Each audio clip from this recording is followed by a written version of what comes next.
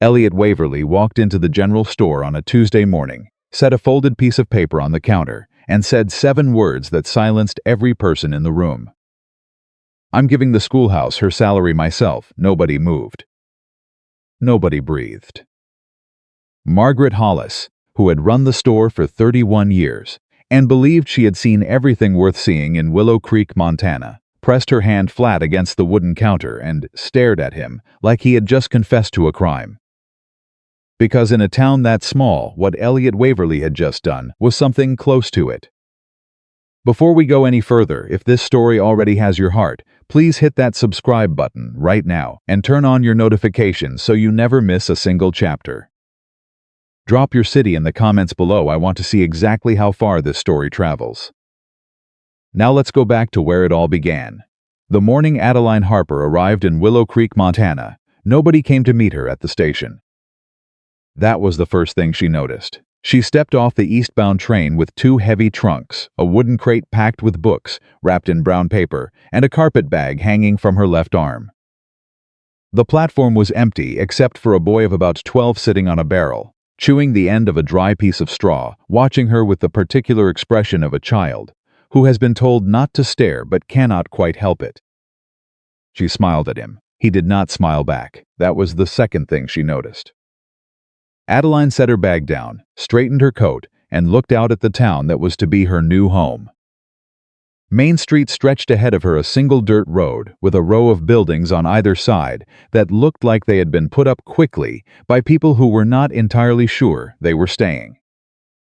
A general store, a church with a crooked bell, a livery stable. A barber shop, a saloon at the far end with a hand-painted sign that had faded until the letters were almost unreadable. And at the center of it all, the one-room schoolhouse. She could see it from the platform. It sat slightly apart from the other buildings, like it had been placed there as an afterthought, or perhaps like something that the town had not yet decided what to do with. The roof needed patching. One of the shutters hung at an angle. But the door was painted red. Someone, at some point, had cared enough to paint it red, and that small detail made Adeline feel something she had not expected to feel until she was much further down Main Street. She felt hope. "You the new teacher?" She turned. The boy on the barrel had climbed down and was standing a few feet away, arms crossed, studying her with eyes that were too old for his face. "I am," she said. "My name is Miss Harper. What's yours?" "Thomas Briggs," he said. "My pa said you probably wouldn't last the winter." Adeline looked at him for a moment. "Well," she said pleasantly, "your pa doesn't know me yet." Thomas Briggs blinked. He had clearly been expecting a different reaction, embarrassment, perhaps, or a flustered denial. He uncrossed his arms. "I can carry one of them trunks," he said. "I would appreciate that very much, Thomas." He grabbed the smaller of the 2 trunks with both hands and began dragging it toward the road without another word. Adeline picked up the crate of books, her carpet bag, and followed him into Willow Creek. She had come from Boston. She had grown up in a household full of books and quiet conversations and gas lamps that burned until midnight while her father sat at his desk preparing lessons for students who would go on to become doctors and lawyers and teachers themselves. She had trained at one of the best institutions in Massachusetts. She had turned down 2 positions in cities where the schools were well-funded and the housing was comfortable and the society was familiar. She had chosen Montana instead. People had thought she was being stubborn. Her mother had cried. Her father had said nothing for 3 long days, which was worse than crying. 2 of her closest friends had told her she was making a mistake that she would regret before spring. But Adeline Harper had read about the Western territories in her father's journals, and she had understood something that took most people a long time to understand. The places that needed her most were not the places that were already thriving. The places that needed her most were the places where someone had to care enough to show up.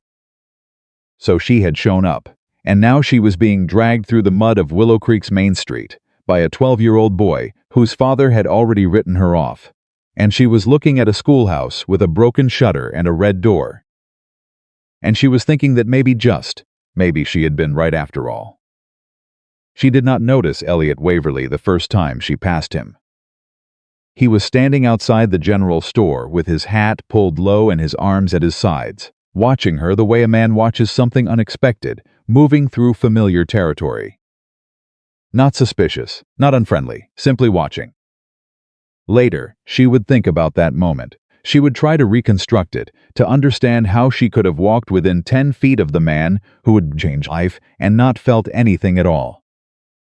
But that was the nature of quiet things. They didn't announce themselves. Elliot Waverly was 35 years old and had owned the same cattle ranch on the edge of the valley for 11 years.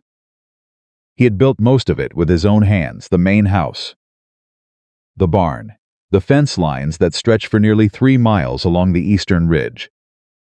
He had hired 2 hands in the beginning, good men who stayed because he treated them fairly, and over the years the herd had grown from a handful of cattle his father had left him into something that could sustain itself. He was not a wealthy man, but he was a man who owed nothing to anyone. In a town like Willow Creek, that counted for something. He paid his debts. He showed up when neighbors needed help. He did not drink to excess, did not gamble beyond what was reasonable, did not involve himself in the small cruelties that small towns sometimes visited upon the people who were different or unlucky, or both. He was quiet, he was steady, and he was alone. He had been alone since his mother died when he was 19, leaving him with the land and a set of tools and a silence in the house that he had never quite figured out how to fill. There had been a woman once briefly, when he was 23, but she had chosen someone else, and Elliot had accepted that the way he accepted drought or a bad yield, as something painful that had to be endured and then set aside so the work could continue. After that, the years had simply passed. People in Willow Creek had stopped asking him about marriage the way they eventually stopped asking about things they believed were already decided. It was easier to assume Elliot Waverly was a man who had simply chosen solitude than to wonder whether solitude had chosen him. He had never corrected anyone, because the truth was harder to explain. The truth was that Elliot Waverly did not believe he was the kind of man someone stayed for. He believed he was the kind of man people appreciated and then left the way you appreciated a good fence or a reliable horse. Useful, dependable, something you were glad existed. But not something you built your life around. That belief had settled into him so quietly over so many years that he had stopped questioning it. It was simply part of the landscape of himself, like the ridge on the eastern edge of his property, or the way the wind came off the mountains in late October. He had stopped looking for something different, until the morning he saw the new schoolteacher arguing with the town council. It happened on her 3rd day in Willow Creek. Adeline had opened the schoolhouse and taken full accounting of what she had to work with, and the results had not been encouraging. There were 14 desks, 3 of which were broken. There were no maps, there were no readers beyond a single battered primer that looked like it had survived a flood. The chalk was nearly gone. There was no clock, there was no globe. There was a small shelf along the back wall that held exactly 4 books, one of which was missing its cover entirely. She had made a list, and then she had walked to the town hall, where the council held its meetings on Thursday mornings, and she had knocked on the door and asked to speak. They had let her in the way men let women into rooms they consider their own with the particular patience that is really a form of condescension. Adeline had unfolded her list on the table. "The school needs supplies," she said. "I have written down exactly what is required and the approximate cost of each item. I would like to discuss how the town intends to fund this." Gerald Marsh, who chaired the council and owned the largest share of the mill, looked at the list without touching it. "The school has been operating for 6 years," he said. "Whatever it had before you arrived was sufficient." "With respect, Mr. Marsh, the school had an attendance of 4 students before I arrived," Adeline said. "It now has 11, and if we want more families to send their children, we need to demonstrate that this school offers something worth sending them to." "We hired a teacher," said Frank Dooley, who sat on Marsh's right. "That's what we committed to, a teacher. A teacher without materials is like a blacksmith without iron," Adeline said. I can be here every morning and work until dark, and it will not matter if the children have nothing to learn from. Miss Harper, Gerald Marsh folded his hands. You are new here. You don't understand how things work in Willow Creek. The budget is what it is. If you require additional resources, I suggest you look elsewhere for them. Adeline looked at him. Then she folded her list, put it back in her coat pocket, and said, very calmly, I see. Thank you for your time, Mr. Marsh. She walked out. Elliot Waverly had been standing in the hall outside the council room, waiting to speak with Marsh about a water rights dispute along the southern fence line. He had heard every word through the door. He watched Adeline walk past him with her chin up and her shoulders straight and something burning very quietly behind her eyes. He said nothing, but the next morning he walked into the general store and set a folded piece of paper on Margaret Hollis's counter. I'm giving the schoolhouse her salary myself. Margaret stared at him. Her salary, she said. Elliot, the council is all ready. Not her salary, he said. For supplies. Whatever she needs. Margaret picked up the paper. It was a bank draft. She looked at the number on it and then looked at him. This is 3 months' worth of. I know what it is, Elliot said. He adjusted his hat. I'd appreciate it if you didn't make a production of it. Elliot Waverly, Margaret said slowly, you haven't set foot inside that schoolhouse since you were 12 years old. I know that too. He walked out before she could say anything else. Adeline found out about the bank draft 2 days later. She was in the schoolhouse when Dorothy Pierce, the postmaster's wife, appeared in the doorway, holding a small envelope and wearing the expression of a woman delivering very significant news. This is from Waverly's account, Dorothy said, handing over the envelope. Margaret Hollis sent it over, said a certain rancher wanted it to go to the school without any fuss. Adeline opened the envelope. She read the note inside. It said, for whatever the children need, E.W. She stood very still for a long moment. Then she folded the note carefully and put it in her pocket, the same pocket where she kept her list from the town council meeting, and she looked at Dorothy Pierce and said, do you know where the Waverly Ranch is? Dorothy's eyes brightened considerably. I do, she said. I absolutely do. She went the following Saturday. The road to the Waverly Ranch ran east from town along the creek, then turned up through a stand of cottonwood trees that were just beginning to turn gold at the edges. The morning was cold and bright, and Adeline walked it on foot because she did not yet own a horse and had not yet asked anyone to lend her one. Which was typical of her in those early weeks. She preferred to manage herself before she asked anything of anyone. She came around the bend in the road and the ranch spread out before her. She stopped. It was not what she had expected. She had expected something rough and improvised, the way she expected most things in Montana to be rough and improvised, because that was what she had been told to expect before she left Boston. But the Waverly Ranch was tended. That was the word that came to her. Every fence was straight and solid. The barn was well built and clean. The main house sat in the center of the property like something that had grown there, like it belonged to the land, rather than simply having been placed upon it. There were flowers. She noticed them because she had not expected them, a row of wild asters along the south wall of the house, straggling and half dormant as the season turned, but clearly planted deliberately. Someone had put them there. Someone had cared whether or not there was color against that wall. She walked up to the front of the house and knocked. Elliot Waverly opened the door. He was taller than she remembered from that first passing glance on Main Street. He had dark eyes and a jaw that looked like it had been cut from the same granite as the mountains behind him, and he was wearing the expression of a man who was genuinely surprised to find her standing on his porch. Miss Harper, he said. Mr. Waverly, she said, I came to thank you. A pause. You didn't need to do that, he said. I disagree, she said. May I come in? Another pause. Longer this. Yes, he said. Ma'am. She sat at his kitchen table while he made coffee, which he did with the focused efficiency of a man who had made coffee alone for many years and had never had occasion to rush it or make conversation while doing so. She looked around the kitchen. There were books on the shelf by the window. That surprised her. She stood up without asking permission, which was also typical of her, and tilted her head to read the spines. History, geology, a collection of Shakespeare that looked like it had been read many times. A worn copy of David Copperfield, she said. It came out more surprised than she intended. He set 2 cups on the table and looked at her steadily. Most people do, he said. She sat back down, a little chastened. I apologize, she said. I made an assumption. That was unkind. He sat across from her and wrapped his hands around his cup. It's a natural assumption to make, he said. Out here. It's still not a fair one, she said. He looked at her for a moment. No, he agreed, it isn't. They sat in silence for a beat. Outside, one of the ranch hands called to the other across the yard, and a horse answered somewhere in the barn.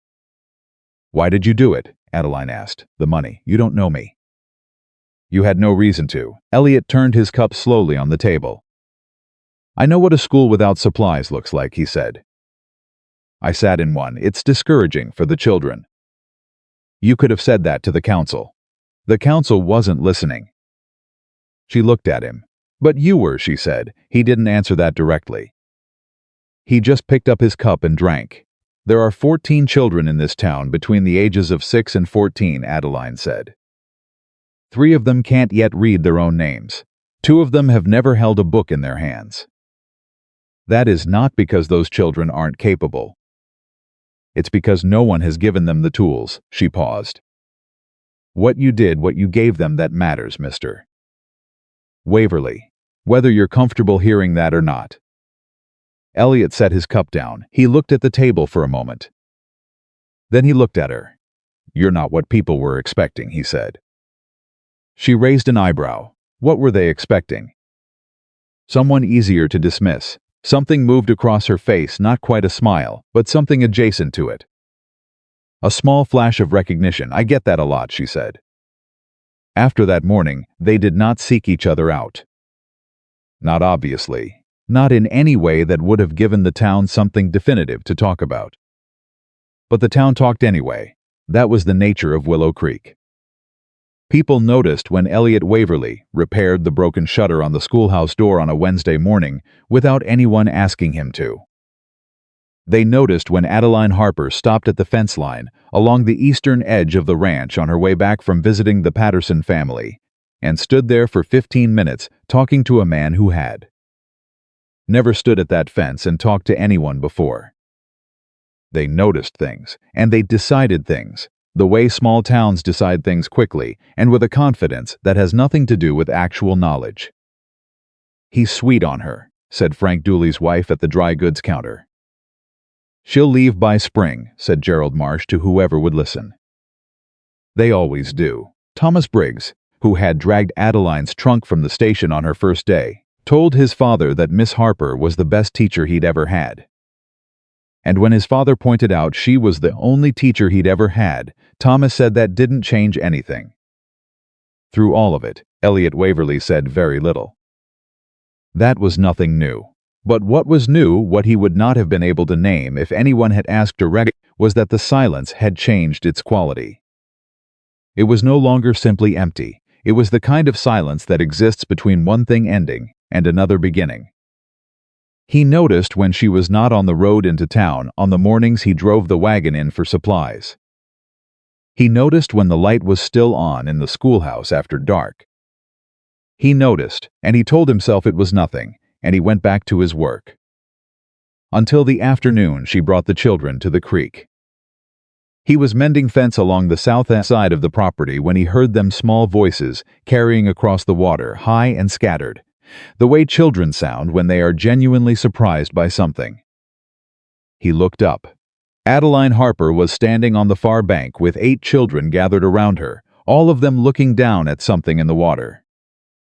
She was crouched at the edge of the creek, pointing at something below the surface, and even from across the width of the creek, he could hear her voice clear and steady. The way a good teacher's voice always is explaining something about currents and stone, and the way water carves its path over time. One of the younger children, a girl of about 7 named Clara, who had never spoken a word in the schoolhouse according to her mother, was lying flat on her stomach at the water's edge, with her hand trailing in the current and a look on her face that Elliot had not seen on many adult faces in his life, let alone on the face of a child. She looked as if she had just discovered that the world was larger than she had been told. Adeline looked up from the water and across the creek. She saw him. He had not moved. He was still holding the wire stretcher in one hand and a fence post in the other, and he was standing there watching her teach a child about water and stone, and for reasons he could not have explained to anyone. He felt something in the center of his chest that he had not felt in a very long time. She raised a hand, he raised his. She turned back to her students. He went back to his fence, but the feeling stayed. It was 3 weeks later that she asked him the question. She had been staying after school to sort through the new books that had arrived. Adeline had wasted no time spending the money he had given, and the results had been swift and visible. The schoolhouse now had maps. It had readers at 3 different levels. It had chalk and a clock and a small collection of nature specimens that she had organized into a display along the windowsill. It was late afternoon when Elliot came by to check on the fence repair he had done the week before. He found her on the steps with a stack of papers on her lap, making notes in the particular focused way she had that made it clear she was working and not simply sitting. He stopped at the base of the steps. "How's the fence?" she asked without looking up. "Holding," he said. She made another note. "Good," she looked up. "Sit down, Mr. Waverly. You're giving me a crick in my neck." He sat. For a moment they were quiet, which by now had become a comfortable thing between them, a silence that did not need to be filled. Then Adeline set her papers aside and looked at him with the direct, unguarded expression that he had come to recognize as the one that preceded something honest. "You have a good ranch," she said. "People respect you. You've lived here for years and never given anyone any reason to think poorly of you." She paused. "Why did you never marry?" He had been asked that question before. By his mother before she died, by a few well-meaning neighbors over the years. By Gerald Marsh once, who had not been well-meaning at all, but had asked it anyway, in the way men sometimes ask questions that are really statements. Every time Elliot had given the same answer, too busy. "The ranch takes all my time, never quite found the right moment."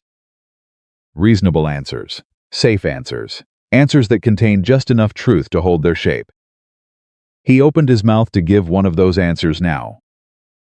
And what came out instead was the truth. "I was waiting for you." The words landed in the quiet afternoon, like something falling from a very great height. Adeline went completely still, not flustered, not embarrassed. Not the way a woman goes still when something unwanted has been said. The way a person goes still when something has been said that they did not know they needed to hear. Elliot looked at the ground. He stopped. "Try it again. I know that doesn't make sense." "No," she said quietly. "Say what you meant." He looked at her. Her eyes were steady. They were always steady. That was the thing about Adeline Harper. She did not look away from difficult things. She looked straight at them with the same calm attention she gave to everything, the way she looked at a child who was struggling, and did not make them feel small for it. Elliot turned his hat in his hands. "I've lived in this valley my whole life," he said slowly. "And I've watched good men find good women and build good lives, and I've been glad for them. I genuinely have. But I always knew, not in a way I could put into words, but I knew that what I was waiting for wasn't in Willow Creek." He stopped. "And then you walked into town, and you argued with the council on your 3rd day here. And you sent Clara Patterson home with a book in her hands for the first time in her life." He looked down at his hat. "And I understood what I'd been waiting for." The afternoon light was long and gold on the schoolhouse steps. Adeline was quiet for a long moment. "That's a considerable thing to say to someone you've known for 6 weeks, she said. "I know," he said. "I'm sorry if I didn't say it was wrong," she said.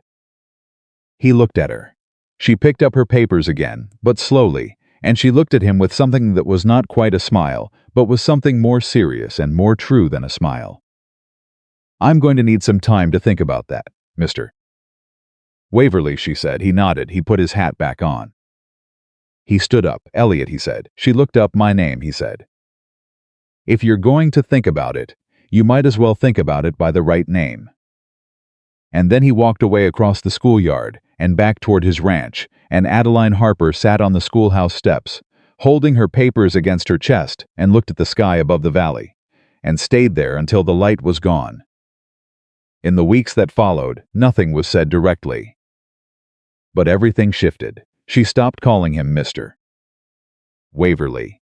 He started leaving firewood stacked by the schoolhouse door on the coldest mornings without announcing it to anyone. She asked him questions about the land, about the geology of the ridge, about the way the creek changed course during the spring melt, about the plants that grew along the fence line, and whether any of them had uses she could teach the children about. He asked her questions about the books she read, not to make conversation, but because he genuinely wanted to know, in the careful, specific way he had of wanting to know things. He asked about Dickens once, and she told him about the social conditions of Victorian England for 45 minutes without stopping, and he listened to all of it, without interrupting. And when she finished and said, "I'm sorry, I can go on," he said, "Don't apologize. Keep going." She kept going. She told him later that it was the first time in years that anyone had told her to keep going. He told her later that it was the first time in years that he had not been ready for the conversation to end. Those two confessions were made months later, when confessions had become easier.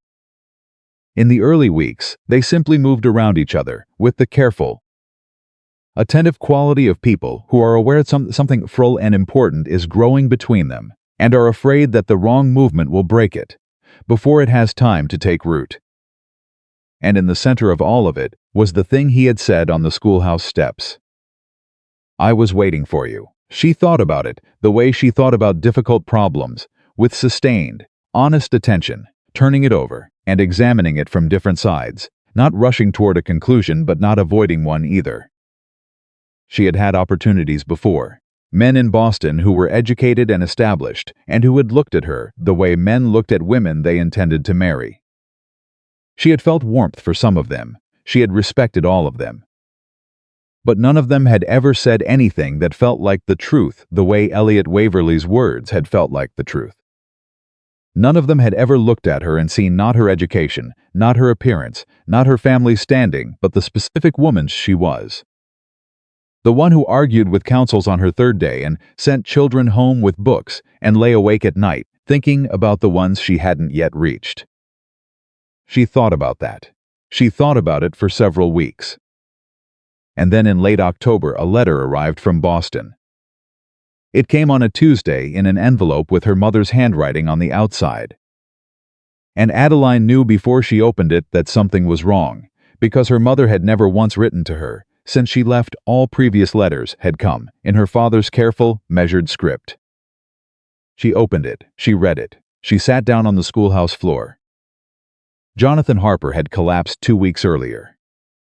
He had been teaching a class when it happened mid-sentence, which was so entirely like him that Adeline would have laughed if she had not been sitting on the schoolhouse floor reading that her father was very ill. Her mother's letter was not hysterical. Her mother was not a hysterical woman. But between the careful sentences, between the reassurances that her father was stable and that the doctor was hopeful, Adeline read what was not being said. "Come home." She sat on the floor for a long time. Then she folded the letter back into the envelope and put it in her pocket and stood up and walked to the ranch.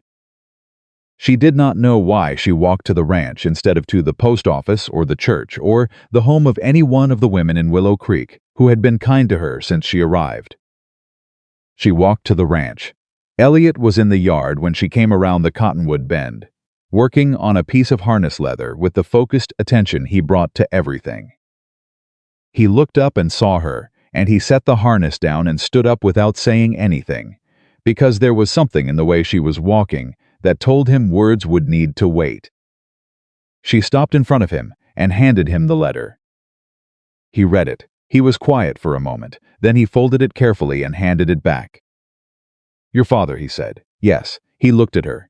Not in the way people look at someone they are sorry for, not with that particular sliding sideways sympathy that makes grief harder instead of easier. He looked at her, the way he looked at everything, that mattered straight and steady. "What do you need?" he asked. She had expected him to tell her what to do. Men always told women what to do in situations like this. "I don't know," she said honestly. "Yes, you do," he said. "What do you need?" She looked at him. "I need to go home," she said. "I need to see him. Then you should go." It was that simple. That immediate. No hesitation, no calculation, no mention of the school or the children or the fact that she had been in Willow Creek for only 2 months and was already the most important thing that had happened to the schoolhouse in 6 years. Just, "Then you should go." She looked at him for a long moment. "I don't want to leave," she said. "I have children who—" "The children will be here when you come back," he said. She noticed the certainty in that. "When you come back." "Not if. Come with me," she said. The words surprised her as much as they surprised him. But she did not take them back. "Elliot," she said quietly.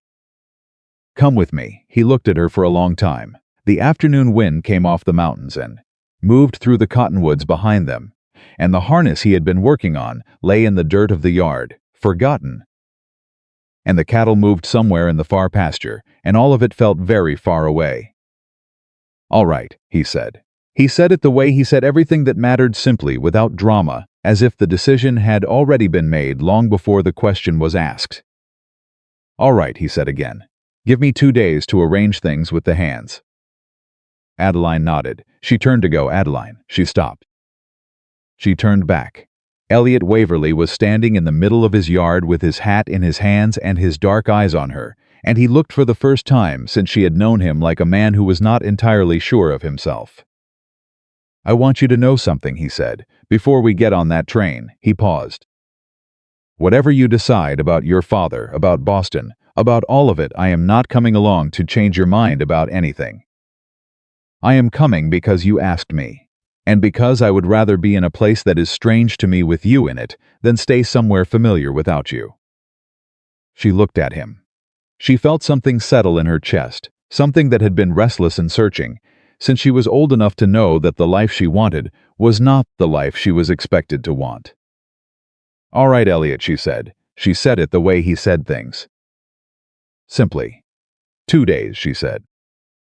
And she walked back down the road toward town, while the cottonwoods threw their gold light after her, and Elliot Waverly watched her go until she was out of sight, and then he picked up his harness and went back to work. But his hands were not entirely steady, and for the first time in 11 years, the ranch felt like something he was leaving instead of something he was coming home to. 2 days passed faster than Elliot expected. He had arranged everything methodically. The way he arranged all things told his 2 ranch hands, Pete Odom and Carl Briggs, what needed doing in his absence. Walked the fence lines one final time, checked the water supply, made sure the cattle were rotated to the south pasture where the grass held longer into the cold season. He had done all of it without explaining where he was going or why. Pete had not asked. "Boston," Elliot said. Carl stared at him. "Boston," Carl repeated, as if the word had arrived in a foreign language. "I'll be back inside 3 weeks," Elliot said. "Maybe 4. "You've never left this ranch for more than 4 days running," Carl said. "In 11 years, I know that. Does this have anything to do with the schoolteacher?" Elliot picked up his bag. "Take care of the south fence," he said.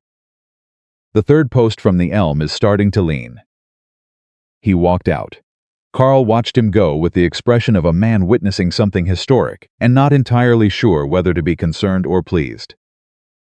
The morning Elliot appeared at the train station, Adeline was already there with her smaller bag. She had left the trunks in the schoolhouse, which was, he realized, the most decisive statement of intent she could have made without saying a word.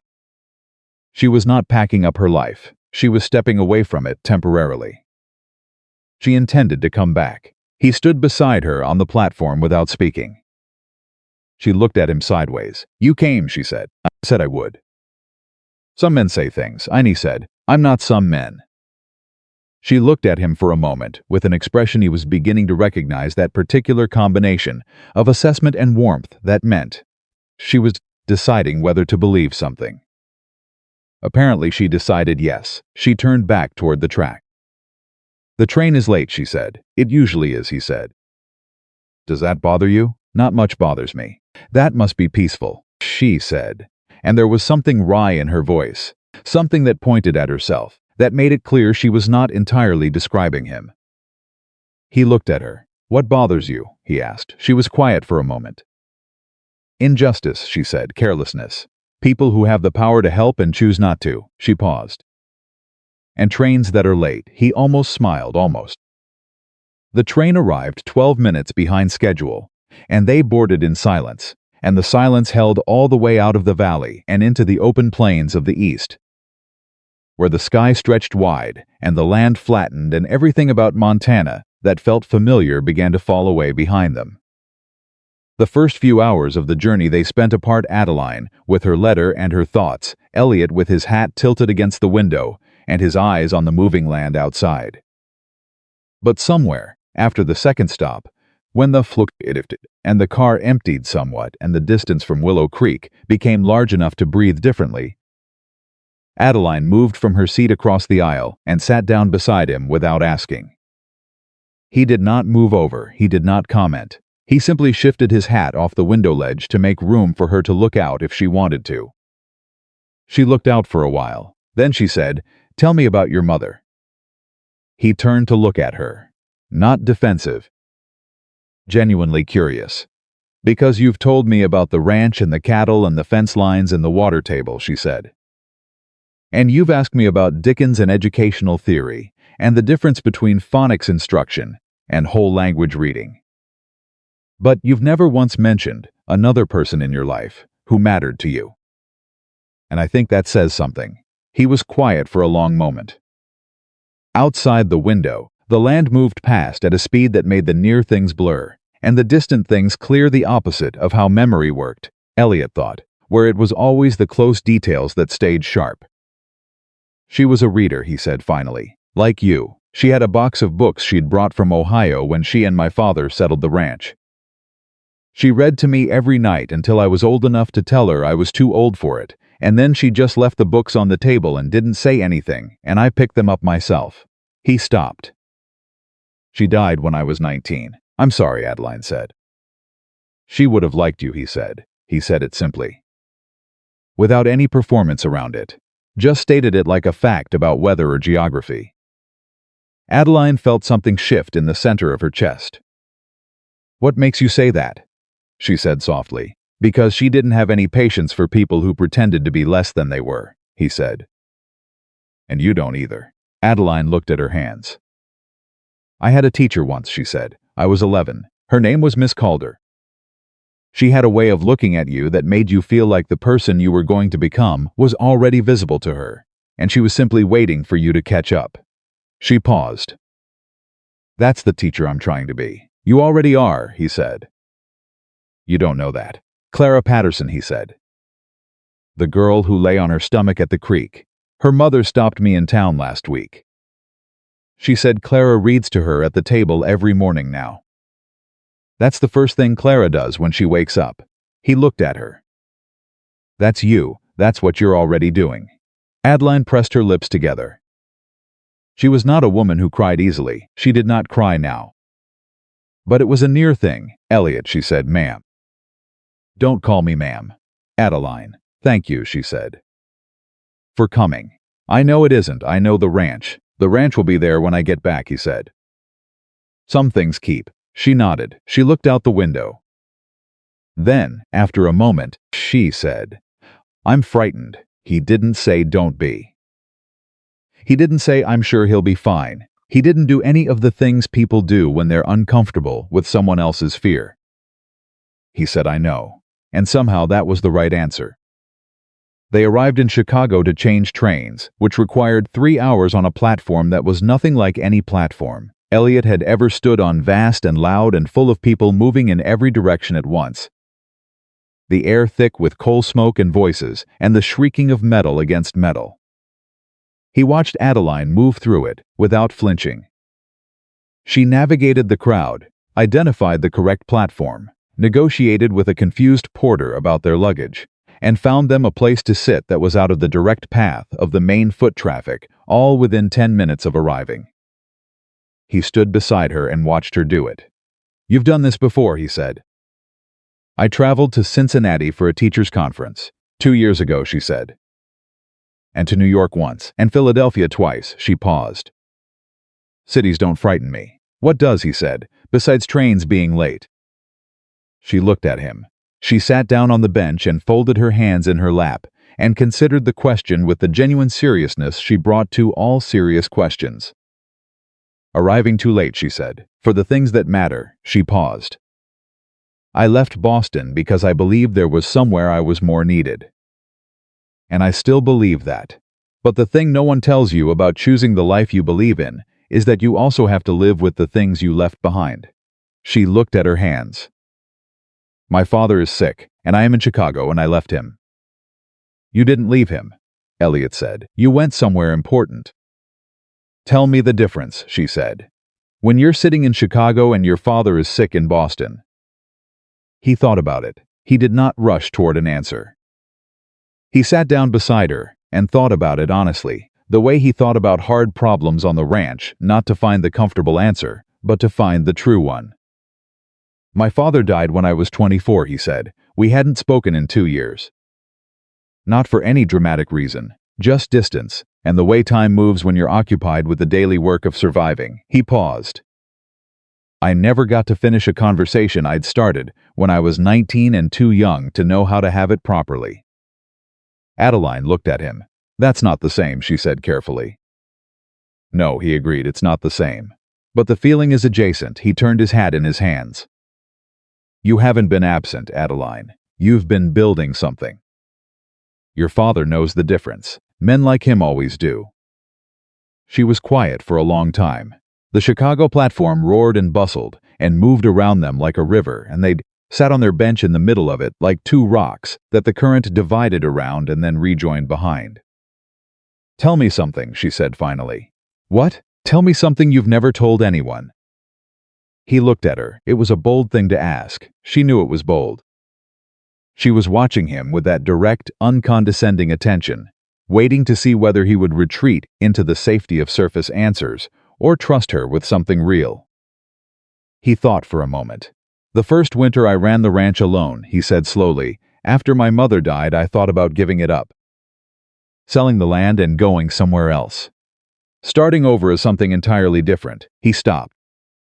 I spent 3 days in the house not working, which I had never done before and haven't done since. Just sitting at the table thinking about how much easier it would be to walk away. He paused. On the 4th morning, I got up and went out and started a new fence line. And I kept going. She was looking at him with great attention. Why, she said. What made you get up? I couldn't think of anywhere better to be, he said. Not anywhere that was real. He looked at her. That's the honest answer. Not noble, just there was nowhere better to go, so I stayed. And eventually, staying became the right choice instead of just the only one. She nodded slowly, he said. She raised her eyebrows. You ask me, he said simply. She looked down at her hands. When I was 22, she said, I was engaged. Briefly. She paused. His name was Edmund. He was a lawyer. My family approved. His family approved. Everything approved. She stopped. 3 months before the wedding, he told me he expected me to stop teaching once we were married. That a woman in his household wouldn't need employment. She was quiet for a moment. He said it so matter-of-factly, like it was already decided. Like the decision had never been mine to make. She folded her hands. I gave the ring back that afternoon. Elliot did not say anything for a moment. Good, he said. Just that. Not I'm sorry or how difficult or any of the softer responses. Just good. She looked at him. That's it, she said. Just good. Any man who tries to make you smaller than you are, Elliot said, is not a man worth staying engaged to. That's not complicated. She stared at him. Edmund's mother told me I was making a catastrophic mistake, she said. Edmund's mother was wrong, Elliot said. Half of Boston agreed with her. Half of Boston hasn't seen you teach, he said. She laughed. It came out unexpected and genuine, and it changed her whole face, opened it somehow, the way a window opens a room. Elliot had not heard her laugh before, not like that. Not the unself-conscious kind. He thought it was possibly the best sound he had heard in several years. He was careful not to let that show too plainly on his face. "You're different on a train," she said, when the laugh had settled. "How so? You talk more." He considered that. "There's less to do," he said. She shook her head, still smiling. "I don't think that's it," she said. "I think you're different when you're out of your territory." She tilted her head. "Is that insulting?" "No," he said. "It might be accurate. Which is it?" He looked at her. "Both," he said. She smiled again, smaller this time, more private. Their train was called. They stood up together, picked up their bags, and walked toward the platform, and somewhere in the movement and the crowd and the noise, her hand brushed his, and neither of them said anything about it, but neither of them moved away. Boston arrived on the third morning. Elliot had never seen a city like it, layered and dense and old in a way that Montana was not old, a place where the buildings were made of stone and the streets had been walked by enough generations that the cobblestones had worn smooth. It pressed in from all sides in a way that should have been suffocating, and instead felt strangely alive, like the city itself was a breathing thing. He did not say any of this out loud, but Adeline watched him take it in, watched the careful, controlled attention with which he observed everything, and she understood that he was doing what he always did, assessing.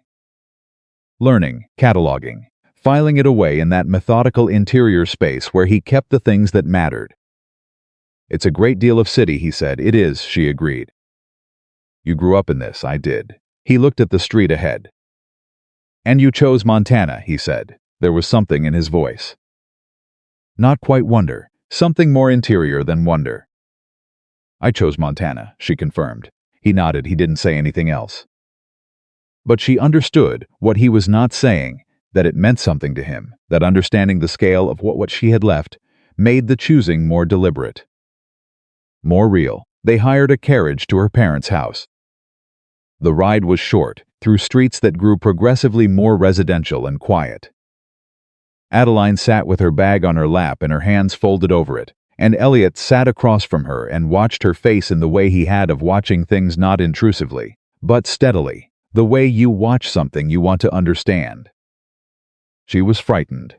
He could see it now that they were close, a tightening around her eyes, a very slight change in her breathing. "Adeline," he said. She looked at him. "He's going to be all right," he said. "You don't know that." "No," he said, "but you need someone to say it." "So I'm saying it." She held his gaze for a moment. Then she nodded, and they arrived. The Harper house was a tall, narrow brownstone on a quiet street, with a brass knocker on the door and a lamp burning in the front window that Adeline told him later had burned in that window every evening, for as long as she could remember her father's signal, even before electricity, even before gas lines, that the house was open and the people inside were awake and the world outside was welcome. Her mother opened the door before they knocked. Eleanor Harper was a small woman, precise and composed, with Adeline's eyes and a posture that communicated dignity without effort.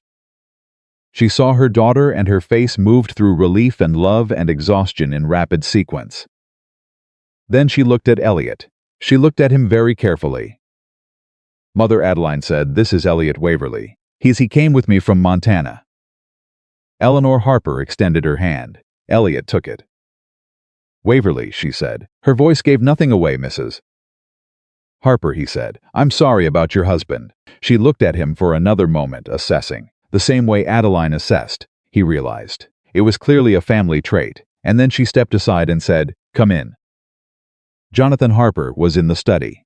He was sitting in an armchair by the window, which was not where Adeline had expected to find him. She had half braced herself for a bed, for the particular prone helplessness of serious illness. But her father was sitting upright, thinner than she remembered, with a blanket across his lap and a book closed on the side table beside him. And when she came through the doorway, he looked up, and the relief on his face was so unguarded and complete that she crossed the room, put her arms around him, before she could think of anything to say. He held her. He was thinner, she could feel that, but his arms were still strong. "You came," he said. "Of course I came," she said. "The school—" "Hush," she said. "The school is fine." "I'm here. When she finally pulled back and wiped her eyes, Jonathan Harper looked over her shoulder at Elliot Waverly, who had remained in the doorway with his hat in his hands and his eyes on the floor, giving them the privacy of the moment with the particular sensitivity of a man who has learned to read rooms. "Who is this?" Jonathan Harper said. Adeline turned. "This," she said, "is Elliot Waverly. He owns a cattle ranch in Willow Creek. He came with me." Jonathan Harper studied him. Elliot met his eyes without discomfort. "Why?" Jonathan said. It was the kind that expected a direct answer. He was a teacher, Elliot remembered. Teachers asked questions they already suspected the answer to. "Because your daughter asked me to," Elliot said. Jonathan Harper was quiet for a moment.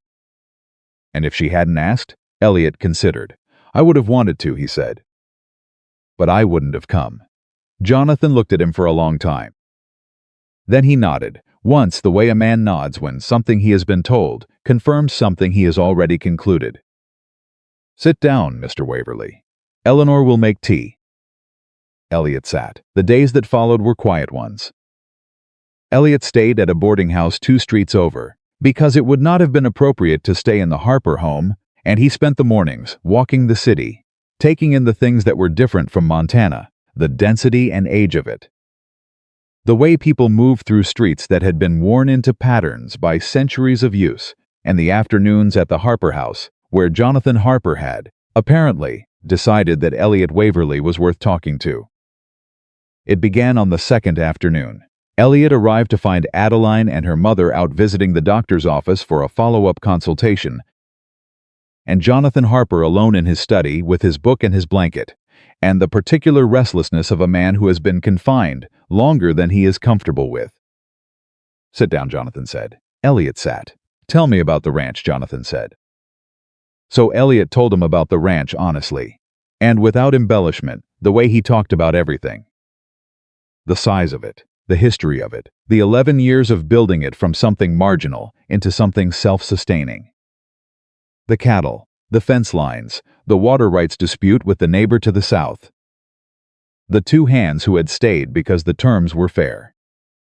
Jonathan listened the way good teachers listened, with complete attention, asking occasional questions that were precise and probing, and that suggested he understood more than he initially appeared to. "And the school?" Jonathan said. Elliot paused. "What about it?" "You funded it," Jonathan said. "Adeline told me." "Some supplies," Elliot said. "What the town councils wouldn't provide." Why? Elliot looked at his hat, which he had set on his knee. "Because the children needed them," he said. "That's not why," Jonathan said. Elliot looked at him. The older man had the calm, unhurried expression of someone who has spent a lifetime watching people try to give partial answers to complete questions. "No," Elliot said. "It's not the only reason. What's the other reason?" Elliot was quiet for a moment. "Your daughter walked into a situation that wasn't fair," he said. "She was doing right by those children, and the people with the power to help her had decided not to.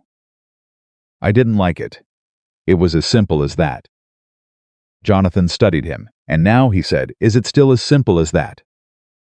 Elliot met his eyes. "No, sir," he said. "It's considerably more complicated now." Jonathan Harper nodded slowly. He picked up his book. He did not open it. "Adeline has never brought anyone home before," he said. "In 26 years. Elliot said nothing. "She's told you about Edmund," Jonathan said. "She has." "Edmund was a reasonable man," Jonathan said. "Sensible. Educated." He paused. He looked at Adeline and saw a woman. "You look at her and see what, Mr. Waverly?" Elliot thought about it. He thought about it genuinely, turning it over. "Someone who doesn't do things by half," he said finally. "Someone who sees what needs doing and does it, even when it costs her. Someone who makes everyone around her believe that what they're doing matters." He stopped. "A person I don't want to lose sight of." Jonathan Harper was very quiet. He opened his book. He read 2 pages. Then he said, without looking up, "She takes after her mother. In the best ways and the difficult ones." He turned a page. "You should be prepared for that." Elliot looked at him. "I am prepared for that," he said. Jonathan looked up. Something in his expression had changed. The formal assessment had become something warmer, something that was not yet acceptance, but was the nearest thing to it. "She told me about the question she asked you," Jonathan said. On the schoolhouse steps, Elliot stiffened, just slightly. "She told you what I said," he said. "She told me what you said," Jonathan confirmed. "I meant it," Elliot said. "I want you to know that." I don't say things I don't mean." "I know," Jonathan said. "That's evident." He paused. "Do you understand what it means to love a woman like my daughter?" "I'm beginning to," Elliot said. "It means never making her choose between the life she chose and the person she chose," Jonathan said. Edmund never understood that. He believed love was a transaction. That she owed him a diminished version of herself in exchange for his company and his stability. He looked at Elliot steadily. "Do you understand what I'm telling you?" "Yes, sir," Elliot said. "I do. Then we have nothing else to discuss on this particular subject," Jonathan said, and returned to his book with the decisive air of a man who has concluded an examination and is satisfied with the result. Elliot sat in the chair across from him. Outside, the city moved and breathed. He sat there until Adeline came home. She appeared in the doorway of the study and stopped when she saw the two of them, her father reading, Elliot sitting across from him in the armchair, with his hat in his lap and his eyes on the middle distance. The particular quality of the silence between them told her everything. "What did you say to him?" she said to Elliot. "The truth," Elliot said. She looked at her father.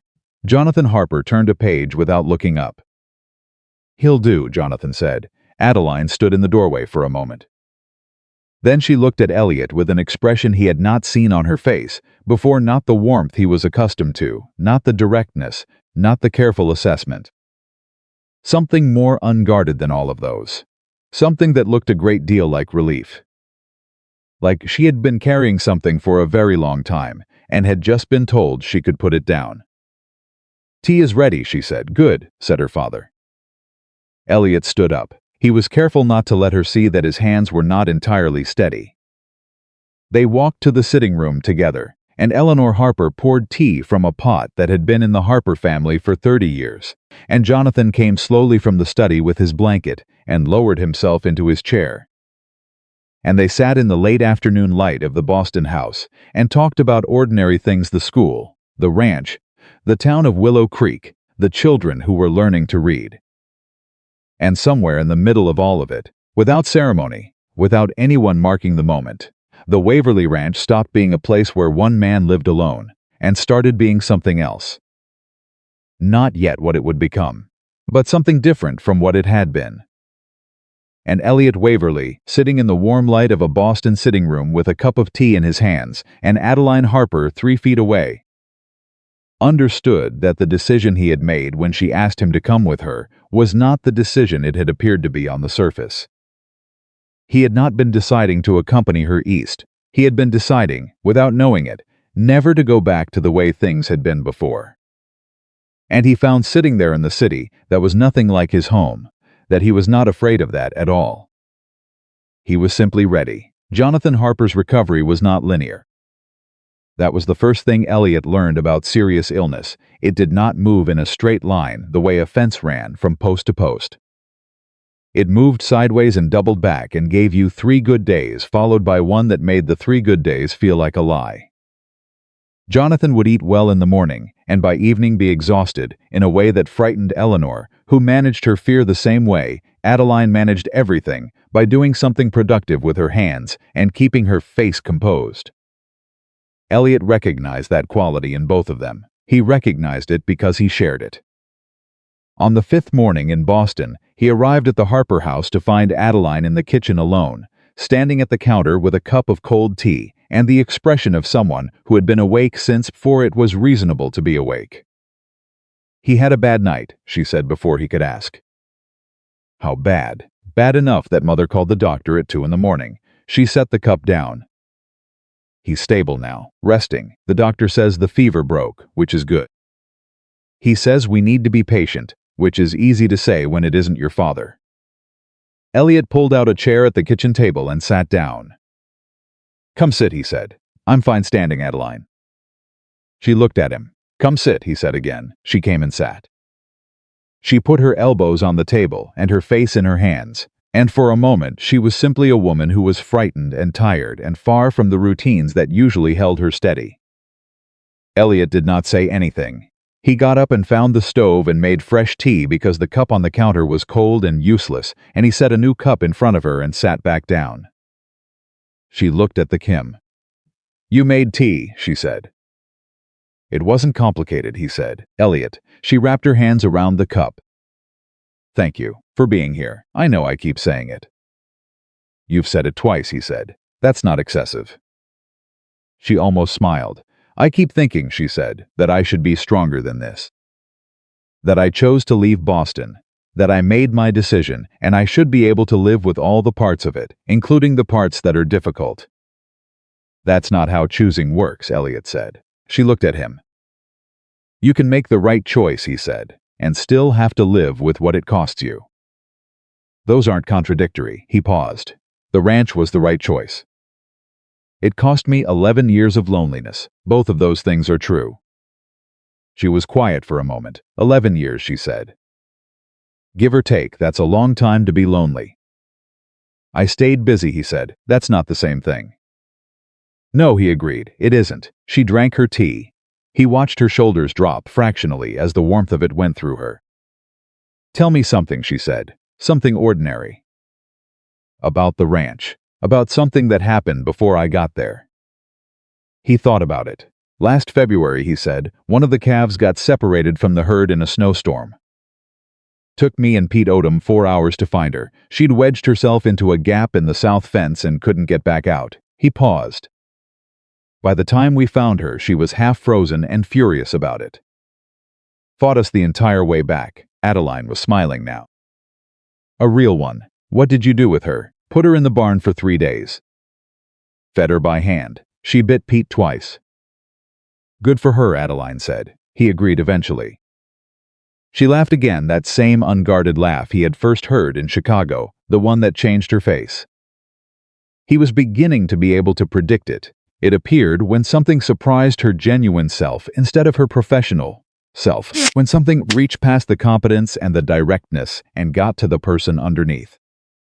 He was beginning to understand that the person underneath was softer than anyone who only knew Adeline Harper's public self would have guessed, and that she was very careful about who got to see it. He was careful not to let on how much it meant that she was letting him. The crisis came without warning, the way crises always did. It was the 7th day. Elliot had spent the morning at the boarding house writing letters to Pete Odom about the south fence and a water rights document that needed to be filed with the county before the end of the month.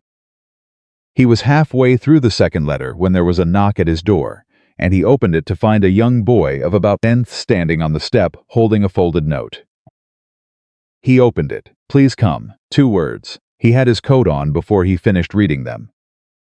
He walked the 2 streets to the Harper house in under 4 minutes, which he managed by not slowing down for anything. When he knocked, Eleanor Harper opened the door immediately, and the look on her face stopped him cold. Not grief, not that, but something close to the edge of it. "He's asking for her," Eleanor said. "He's been asking for 20 minutes, and she won't go in." "Where is she?" Eleanor pointed to the hallway. Adeline was standing outside her father's study door, with her back against the wall and her arms crossed over her chest and an expression on her face that Elliot had never seen before.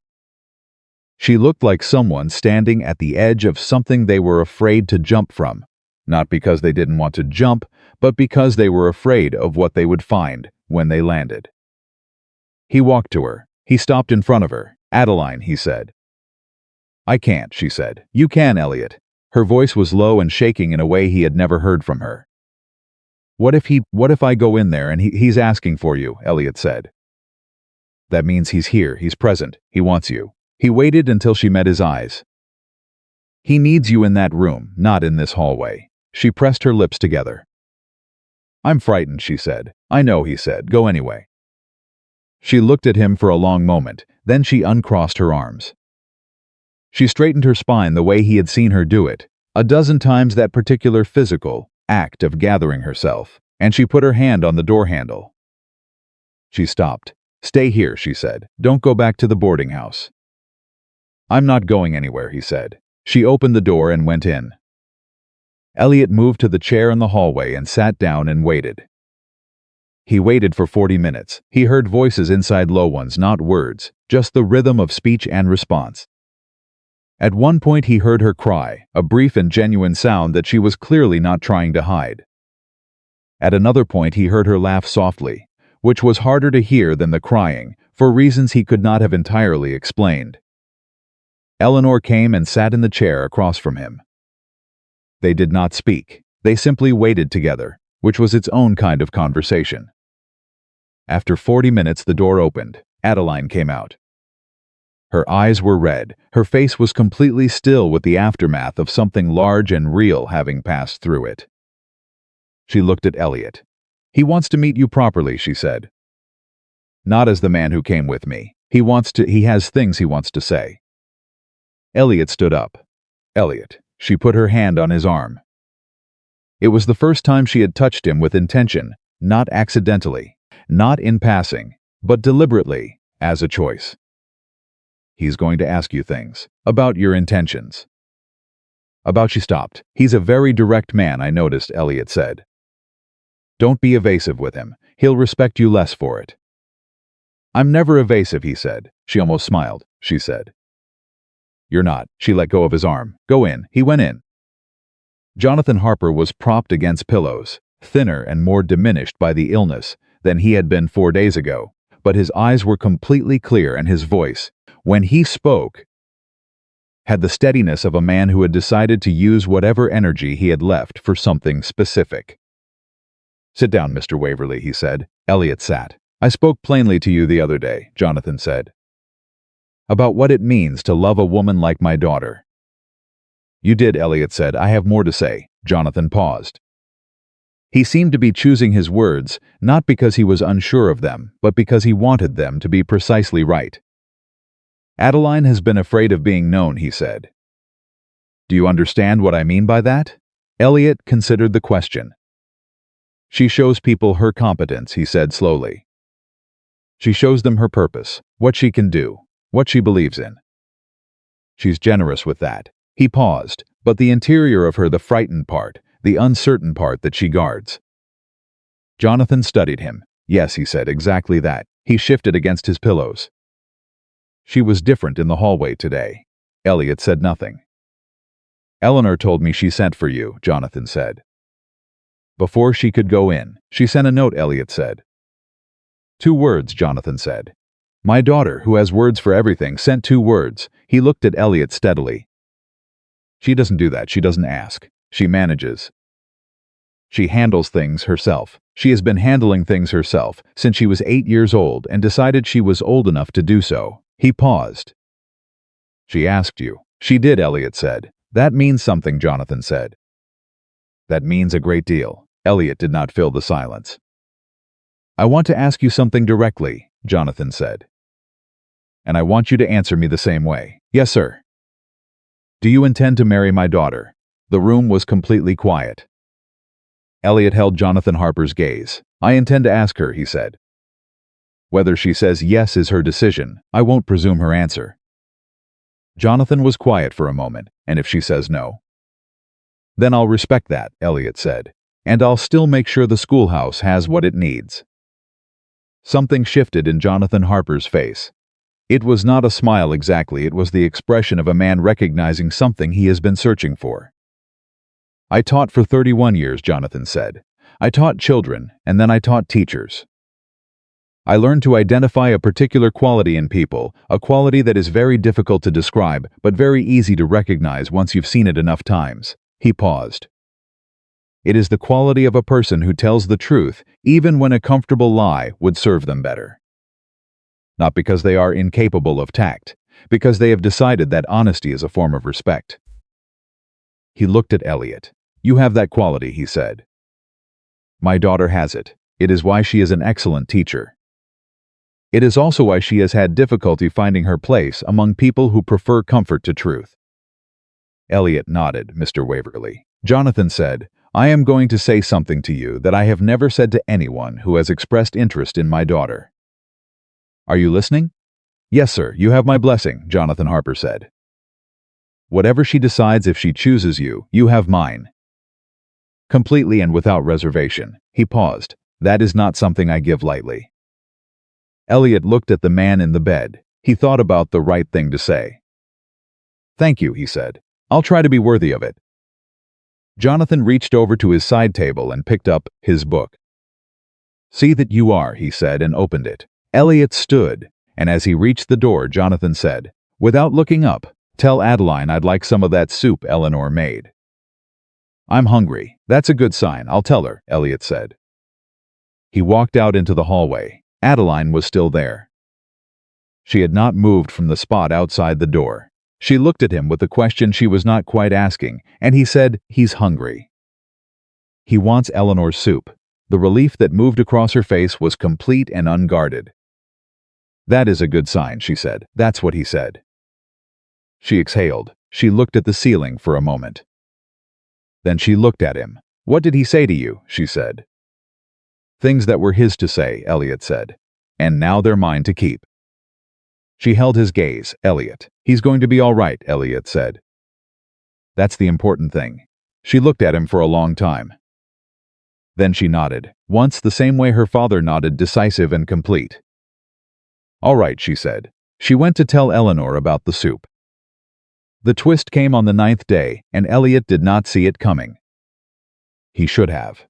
The signs were there. In the way certain things are visible only in retrospect, when you can look back and understand that the ground had been shifting beneath your feet for some time before it gave way. It came in the form of a man named Charles Whitmore. He arrived at the Harper house on a Tuesday afternoon in a carriage that bespoke money without being ostentatious about it. Wearing a coat that had been made for him specifically, and carrying his hat in one hand with the ease of a man who was accustomed to being received well. He was perhaps 40, handsome in the measured, symmetrical way of men who have always been told so, and he walked to the Harper door with the particular confidence of someone who expected it to open for him. It opened. Eleanor Harper opened it. The expression on her face, a complicated flash of something that was not quite welcome and not quite its opposite, registered and was gone before Elliot, who was sitting in the parlor with a book he had been pretending to read, could fully interpret it. Charles, Eleanor said. I didn't know you were in the city. I heard about Jonathan, Charles Whitmore said. His voice was warm and practiced. I came as soon as I could. Is he receiving visitors? He's resting, Eleanor said. But come, we'll see. Charles Whitmore came in. He stopped when he saw Elliot. Elliot stood. The two men looked at each other for a moment with the mutual assessment of strangers, who immediately understand that they are not exactly strangers in the relevant sense that they are occupying the same space in relation to the same person, which makes them something more specific than strangers. Charles Whitmore, the man said, extending his hand. Elliot Waverley, Elliot said, taking it. Are you a colleague of Jonathan's? Charles said. He said it pleasantly. He had an excellent manner. No, Elliot said, I came with Adeline from Montana. Something moved across Charles Whitmore's face, quick and controlled, but there. He said, Montana. He said the word the way Gerald Marsh said it when he was trying to be polite about something he considered a mistake. Adeline appeared in the doorway from the kitchen. She stopped. Something passed between her and Charles Whitmore, a long look that had history in it, the kind of history that accumulates between people who have known each other at an important time and have never quite resolved what that time meant. Charles, she said. Her voice was completely even. Adeline. He crossed to her and took her hand, not shaking it, holding it briefly, in both of his, in the way that implies more claim than a handshake. I came as soon as I heard about your father. I'm sorry. How is he? Better, she said. Thank you for coming. She gently removed her hand from his. She looked at Elliot. The look was brief and deliberate and said several things at once, none of which could be said aloud in front of Charles Whitmore. Elliot sat back down and picked up his book. He was not actually reading a word of it. Eleanor did not permit Charles to see Jonathan that day. Jonathan was genuinely resting, and Eleanor was not a woman who would compromise her husband's rest for social obligation, regardless of who was asking. So Charles stayed for tea, which meant that Elliot stayed for tea. And for 45 minutes the four of them sat in the Harper parlor, while Charles Whitmore was charming and attentive and very subtly but unmistakably present in the way of a man who considers himself to have a claim on something and is reasserting it without quite saying so. He talked about Boston, about mutual acquaintances, about his work. He was a lawyer, as it turned out, which was a piece of information that landed differently than it might have if Adeline had not already told Elliot about Edmund on the train platform in Chicago. He was not Edmund. Elliot understood that quickly enough. He was subtler than Edmund, more careful. He did not say anything that could be objected to.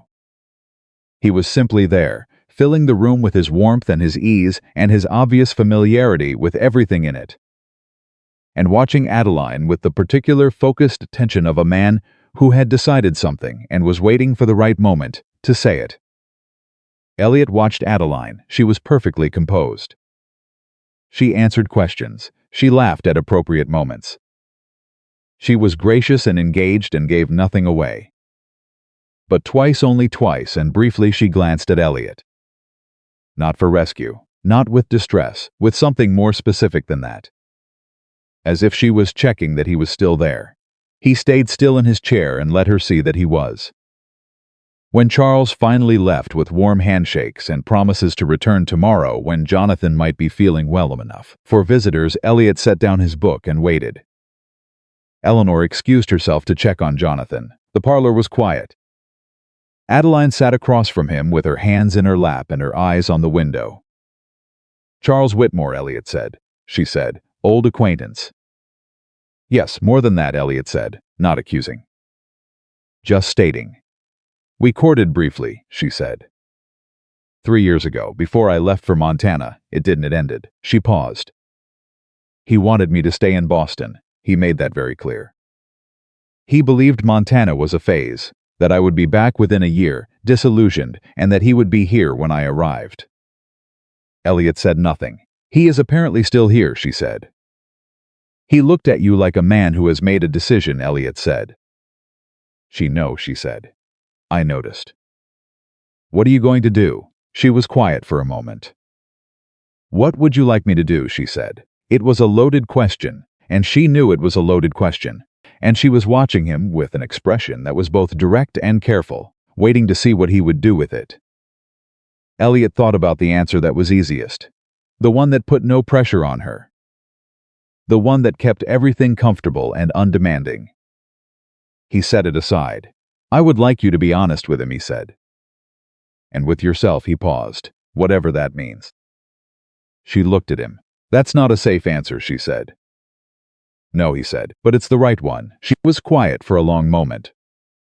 Then she said, very quietly, "I don't want Charles Whitmore, Elliot." He held her gaze. "I know," he said. "I need you to know that I'm telling you that, because it's true," she said. "Not because I'm trying to manage your feelings, or because I think you need reassuring." "I know that too," he said. "You're very certain of things," she said. There was something in her voice that was not quite complaint and not quite wonder. "I'm certain of the things I can observe," he said. "You've been checking to make sure I was in the room." He paused. "You weren't checking because you were worried I'd be upset. You were checking because you wanted to know someone was here who knew the whole truth." She looked at him for a very long time. "Yes," she said. "That's all I needed to know," he said. She exhaled slowly. Outside, a carriage moved down the street. Eleanor called from the kitchen that Jonathan was asking for Adeline.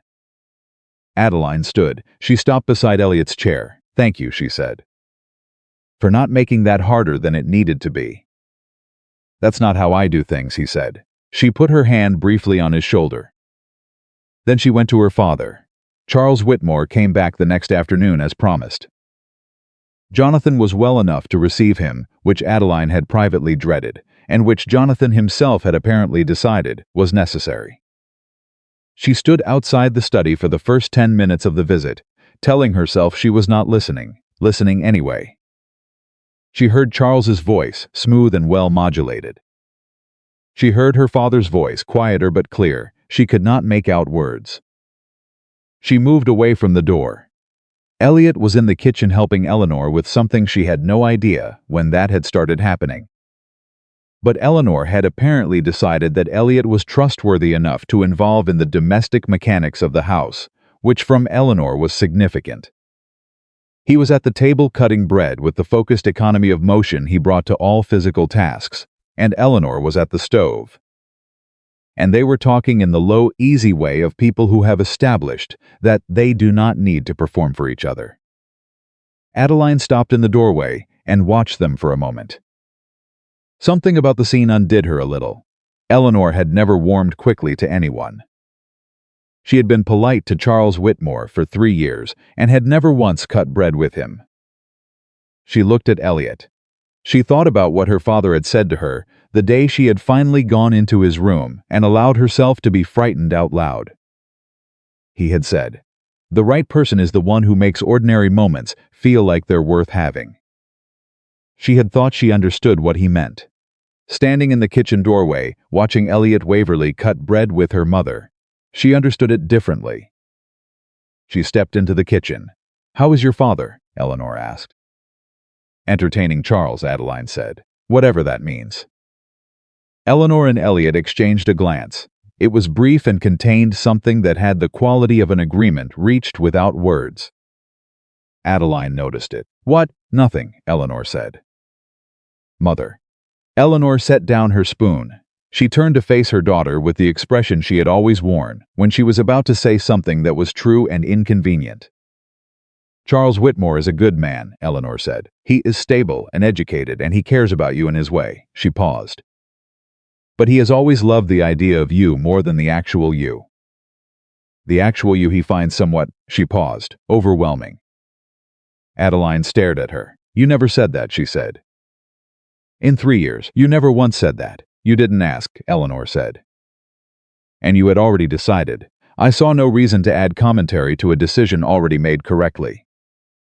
Adeline looked at her mother. Then she looked at Elliot, who was very carefully focused on the bread. "You knew," she said to him, "from the first day you met him."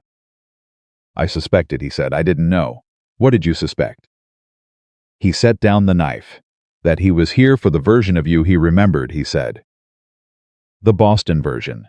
The one who was still deciding whether Montana was real." He met her eyes. "But you're not that person anymore. You've already chosen." She held his gaze. "I have." The study door opened. Charles Whitmore's voice carried down the hall, warm departing, the particular register of a social visit concluding. Then the sound of the front door, then quiet. Jonathan called for Eleanor. Eleanor went. The kitchen was suddenly just the two of them. Adeline walked to the table and sat down across from where Elliot had been standing. She put her hands flat on the table. "He asked my father for permission to court me," she said. "Properly." Elliot went still. "What did your father say?" he asked. "I don't know yet," she said. "But I know what I'm going to say when Charles asks me." Elliot looked at her. She was looking back at him with an expression that was completely unguarded, no professional distanced. Careful management, just Adeline Harper in a kitchen in Boston telling the truth. "Elliot," she said, "I need to ask you something." "Ask," he said. "On the schoolhouse steps," she said. "When you said you were waiting for me," she paused.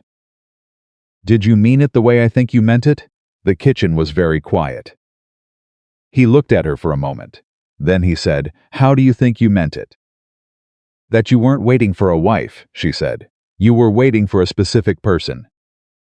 Someone particular. Someone you would know when you saw her because nothing else would quite fit the same way." The word yes was the simplest answer. He had never been a man who used more words than necessary. "Yes," he said. She exhaled. She looked at her hands on the table. Then she looked up. "Then I need to tell you something," she said. "Something I should have said before now." She paused. "The morning I went to your ranch to thank you for the money, for the schoolhouse, I already knew." He frowned slightly. "Knew what? That you were different," she said. "From anyone I had met before. I had been there 20 minutes and I already knew." She stopped. "I told myself it was too soon to know anything, that I had just arrived." That I was too practical a person to make decisions based on 20 minutes in a man's kitchen. She paused. I have been telling myself that for 2 months. Elliot did not move. And now, he said. And now I am in Boston, she said. And my father is getting better. And Charles Whitmore wants to court me. And I am sitting in my mother's kitchen thinking that the only place I want to be is back in Willow Creek. She held his gaze. And I know that's not only about the school. The silence between them had weight now. Not uncomfortable weight. The weight of something real that has been acknowledged and cannot be unacknowledged. Elliot looked at the table. He looked at her hands on it, flat and steady. He reached across and put one of his over them, not dramatic. Not sweeping. Just his hand over hers, the way you cover something you want to protect from the cold. She turned her hand over beneath his. She held it. They sat like that in the kitchen of the Harper house and in Boston while November moved outside the window, and Jonathan got better in the next room. And the city went about its business, and neither of them said anything. Because there was nothing left to say that the silence wasn't already saying more clearly. Then Eleanor came back into the kitchen and looked at the two of them and said, without missing a beat, Jonathan wants to know if there's any more of that soup. Adeline laughed. Elliot stood and went to the stove. And the moment became something ordinary, which was, Adeline thought, exactly how the best moments always ended not with fanfare, but with soup, and someone you trusted standing at the stove making it. Charles Whitmore did not accept the answer quietly. That was the thing about men like him, they had spent enough of their lives being told, yes, that a no arrived as a category error, something to be corrected rather than accepted. He came back the following morning, which was the 10th day of Elliot and Adeline's time in Boston, and he came with the particular composure of a man who had spent the previous evening reorganizing his arguments. Adeline received him in the parlor. Elliot was in the kitchen with Eleanor, which had become, over the previous days, something close to his natural position in the Harper house, present enough to be available, far enough to give privacy, near enough to hear if something required him. Eleanor had stopped pretending this arrangement was accidental. She simply handed him tasks and let him get on with them, which was how Eleanor Harper expressed approval of a person. He could hear the parlor from the kitchen. He was not trying to listen. He listened anyway. Charles Whitmore's voice carried well. Adeline, he said, I think you owe me the courtesy of a real conversation rather than a dismissal. I didn't dismiss you, Charles, Adeline said. Her voice was even and calm. I gave you a clear answer. You gave me a refusal without an explanation. The explanation is that my answer is no, she said. That should be sufficient. Is it him? Charles said. The rancher. It isn't about anyone else, she said. It's about what I want. And what do you want? His voice shifted, not anger, something more calculated than anger. You want to spend your life in a frontier town teaching children who may or may not stay long enough to appreciate it. You want to live in a place with no society, no culture, no... Stop, Adeline said. He stopped. I want you to listen to me very carefully, she said. Because I'm going to say this once, and I want you to hear every word of it. A pause. I don't need society the way you mean it. I don't need the things you're describing, because I've built something that matters more to me than any of them. I am not in Montana because I ran out of options. I am there because I chose it. Do you understand the difference? Silence. Adeline. Those children are not a consolation prize, she said, and her voice had dropped lower, which in Elliot's experience meant she was more serious, not less. They are not something I settled for. They are the reason I get up in the morning, and the reason I will get back on that westbound train the moment my father is strong enough. Another pause.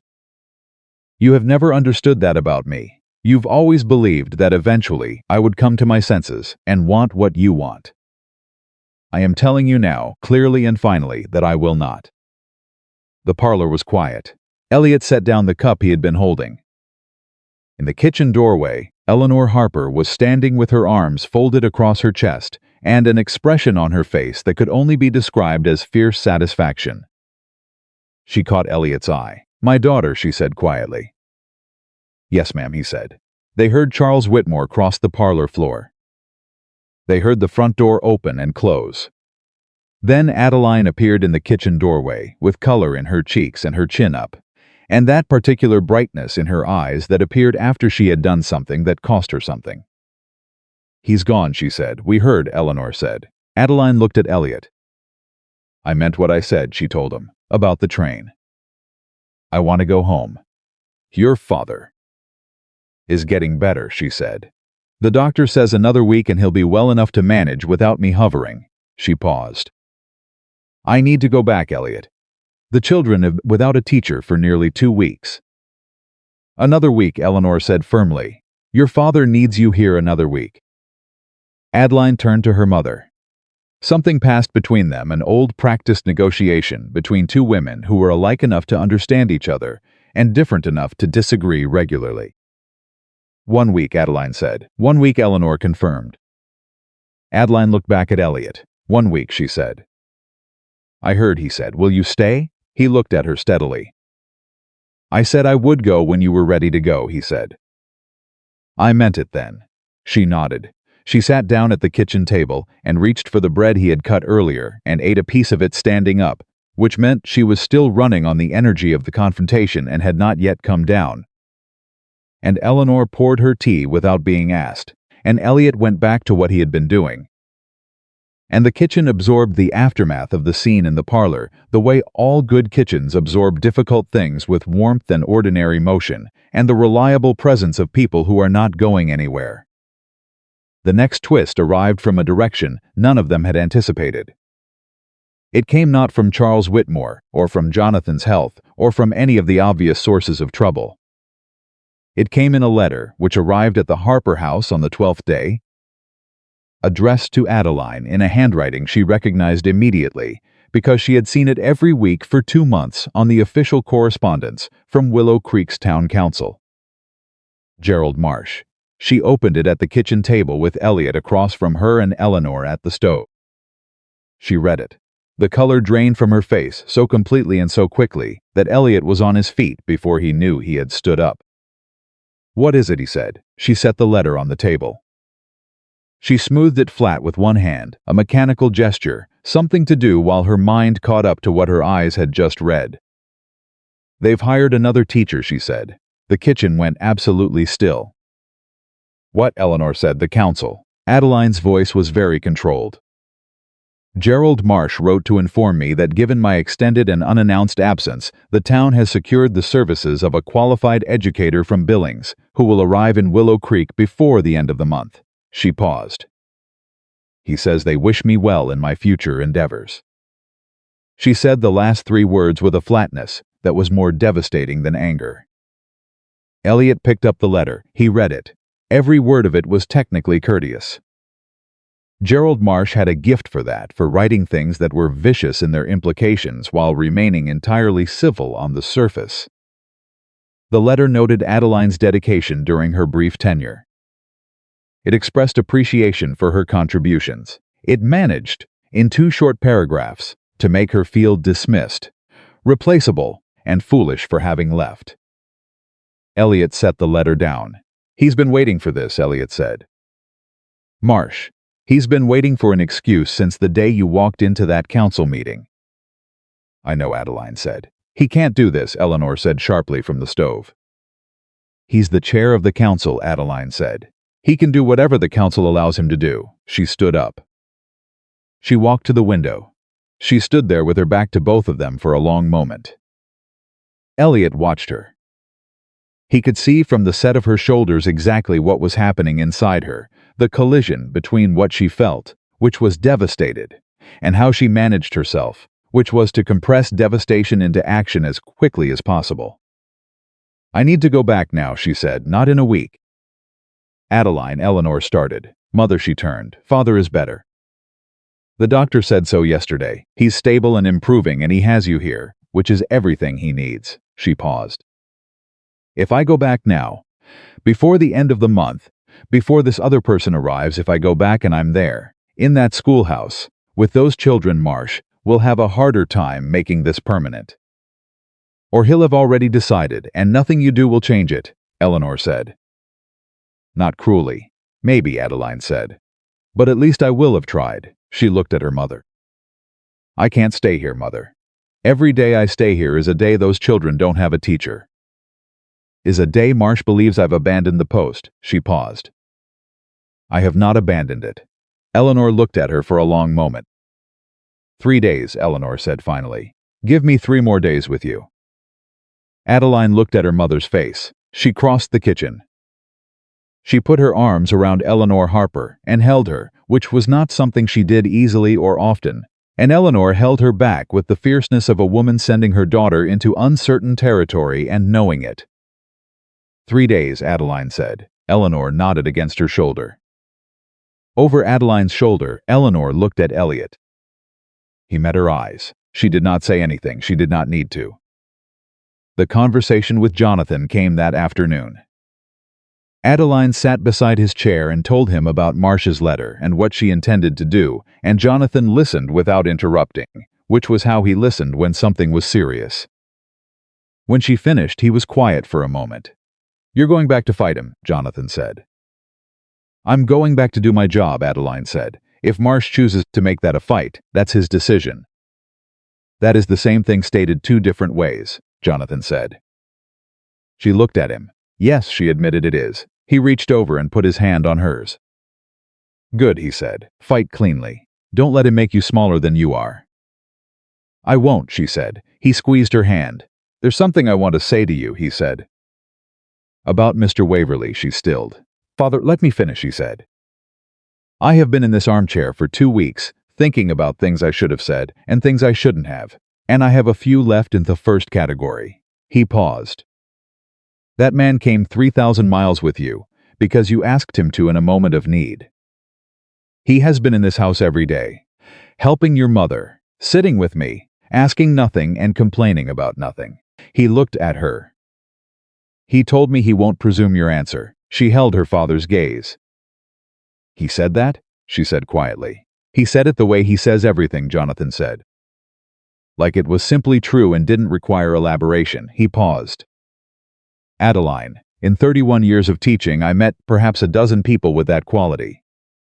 The rest of us have to work at honesty. For some people it is simply the default position. He looked at her steadily. Don't make him wait longer than he has to. She was quiet. I'm not trying to make him wait, she said. I know, Jonathan said. But sometimes what we're not trying to do is what we end up doing anyway. He released her hand and picked up his book. Go back to Montana, fight Marsh, and then pay attention to what's in front of you. She stood. She leaned down and kissed the top of his head. He patted her hand. Send me a report on the school, he said. In detail. I want to know how many students, curriculum, what results. You'll have it by December, she said. November, he said. December, she said firmly. He opened his book. November 15th, he said. She walked out smiling. Elliot was on the front step when she came out. He had his hat in his hands, and he was looking at the street with the expression he wore when he was thinking through something methodical and complex, not troubled. Exactly, but occupied. She sat down beside him. He talked to you about me, she said. He's your father, Elliot said. That's what fathers do. What did he say? I told you before, things that are mine to keep. She looked at him sideways. You're very consistent, she said. It's easier than being otherwise. She was quiet for a moment. We need to go back, she said. In 3 days. I got a letter from Marsh. He nodded. I know, he said. I figured it was something like that. She turned to look at him. You knew before I said anything? You had the look, he said. The one where something has happened that needs to be fixed, and you're already 3 steps into figuring out how to fix it. She stared at him. I have a look, she said. You have several, he said. That's one of them. She was quiet for a moment, processing the idea that she was apparently readable to this man in ways she had not fully accounted for. Are you going to tell me I should stay for my father? She said. No, he said. Are you going to tell me Marsh can be managed from a distance? No, he said. He can't. Are you going to tell me anything? She said. He turned and looked at her. 3 days is long enough to get ready, he said. I'll write to Pete tonight and tell him we're coming back. She looked at him. Something moved through her, that she did not have a precise name for a warmth, that was partly gratitude and partly something older and deeper than gratitude, something that lived below the level of words. "Just like that," she said. "Just like that," he said. She looked at the street. "Gerald Marsh is going to be very unpleasant about this," she said. "Probably," Elliot said. "He has the council. He has 4 men on the council," Elliot said. "2 of whom have children in that school." He paused. Frank Dooley's boy learned to read this fall. Thomas Briggs went from failing arithmetic to being the top student in the class. He looked at her. "Marsh has 4 votes. You have 14 families." She stared at him. "You've been thinking about this," she said. "I've had time," he said. "You've been busy with your family." "Elliot." She turned fully toward him. "Have you been strategizing about Marsh while you've been cutting bread in my mother's kitchen?" "Somebody had to," he said. She laughed, that unguarded, genuine laugh that changed everything about her face. He watched it happen. He was careful, as always, not to let on how much he liked seeing it. "Tell me," she said. "Tell me the strategy," he told her. He laid it out with the same methodical clarity he brought to fence lines and water rights, which families had children in the school, which of them had seen specific results, which of them were on speaking terms with which council members, where the pressure points were, and how to apply them without appearing to apply them, which was the part that mattered most, because Marsh would be looking for something to accuse her of, and she needed to give him nothing. She listened without interrupting. When he finished, she was looking at him with an expression he did not entirely recognize. "You did all this," she said slowly, "while you were supposed to be sightseeing in Boston." "I don't sightsee," he said. "No," she agreed, "you strategize in other people's kitchens." She shook her head. "Elliot, this is how did you know who to ask about the families? You've never even—" "I talked to Dorothy Pierce before we left," he said. "She knows everyone." "Of course she does," Adeline said faintly. "And I wrote to Carl Briggs, that's Thomas's father, the one who said you wouldn't last the winter. He wrote back and told me Thomas has been doing his arithmetic problems voluntarily. At home, in the evenings." He paused. "Carl Briggs is on Marsh's side of a lot of things." "He won't be on Marsh's side of this." Adeline pressed her hand flat against the step. She looked at it. Then she looked at Elliot Waverly, sitting beside her in Boston with his hat in his hands and his dark eyes steady, and a complete tactical map of Willow Creek, Montana organized in his head, assembled while she had been focused on her father. "Why?" she said. He looked at her. "Because those children deserve a teacher who fights for them," he said. "And their teacher deserves someone who fights with her." He paused. "I figured this was the part I could do." The front step was very quiet. From inside the house, Eleanor's voice carried something ordinary, something about dinner. "Elliot," Adeline said. "Ma'am, don't call me ma'am." "Adeline," he said. She looked at him directly. "I'm going to ask you something," she said. "And I need you to answer me honestly, not carefully. Not in the way you answer things when you're protecting someone's feelings." She paused. "Honestly." "All right," he said. "When we go back to Willow Creek," she said, "and the school is settled, and Marsh has been dealt with." She stopped. She started again. "When everything is ordinary again. And the ranch and the schoolhouse and the valley are all exactly what they were before I arrived." She held his gaze. "Will you still feel the same way?" He looked at her for a long moment. "No," he said. She stilled. "No," she said. "I'll feel more," he said. "I always feel more when I've seen what a person does when things are hard." He held her gaze. "You've been hard things for 2 weeks. I've seen every part of it. The frightened parts and the fierce parts and the parts where you don't know what to do and the parts where you figure it out anyway." He paused. "I don't feel less, Adeline. I feel more. That's the honest answer." She looked at him. Her eyes were bright in a way that had nothing to do with tears and everything to do with something being recognized. "All right," she said softly. "All right," he said. They sat on the step while evening came on, and the street quieted, and the lamp in the Harper window came on behind them, reliable as always, the signal that the house was open and the people inside were awake. The 3 days passed in the way of days that are running out. Jonathan rallied considerably sitting at the dinner table on the second evening, eating properly. Asking Elliot detailed questions about water rights law in Montana that turned into a 2-hour conversation that Eleanor eventually had to interrupt by pointing out that Jonathan was supposed to be resting.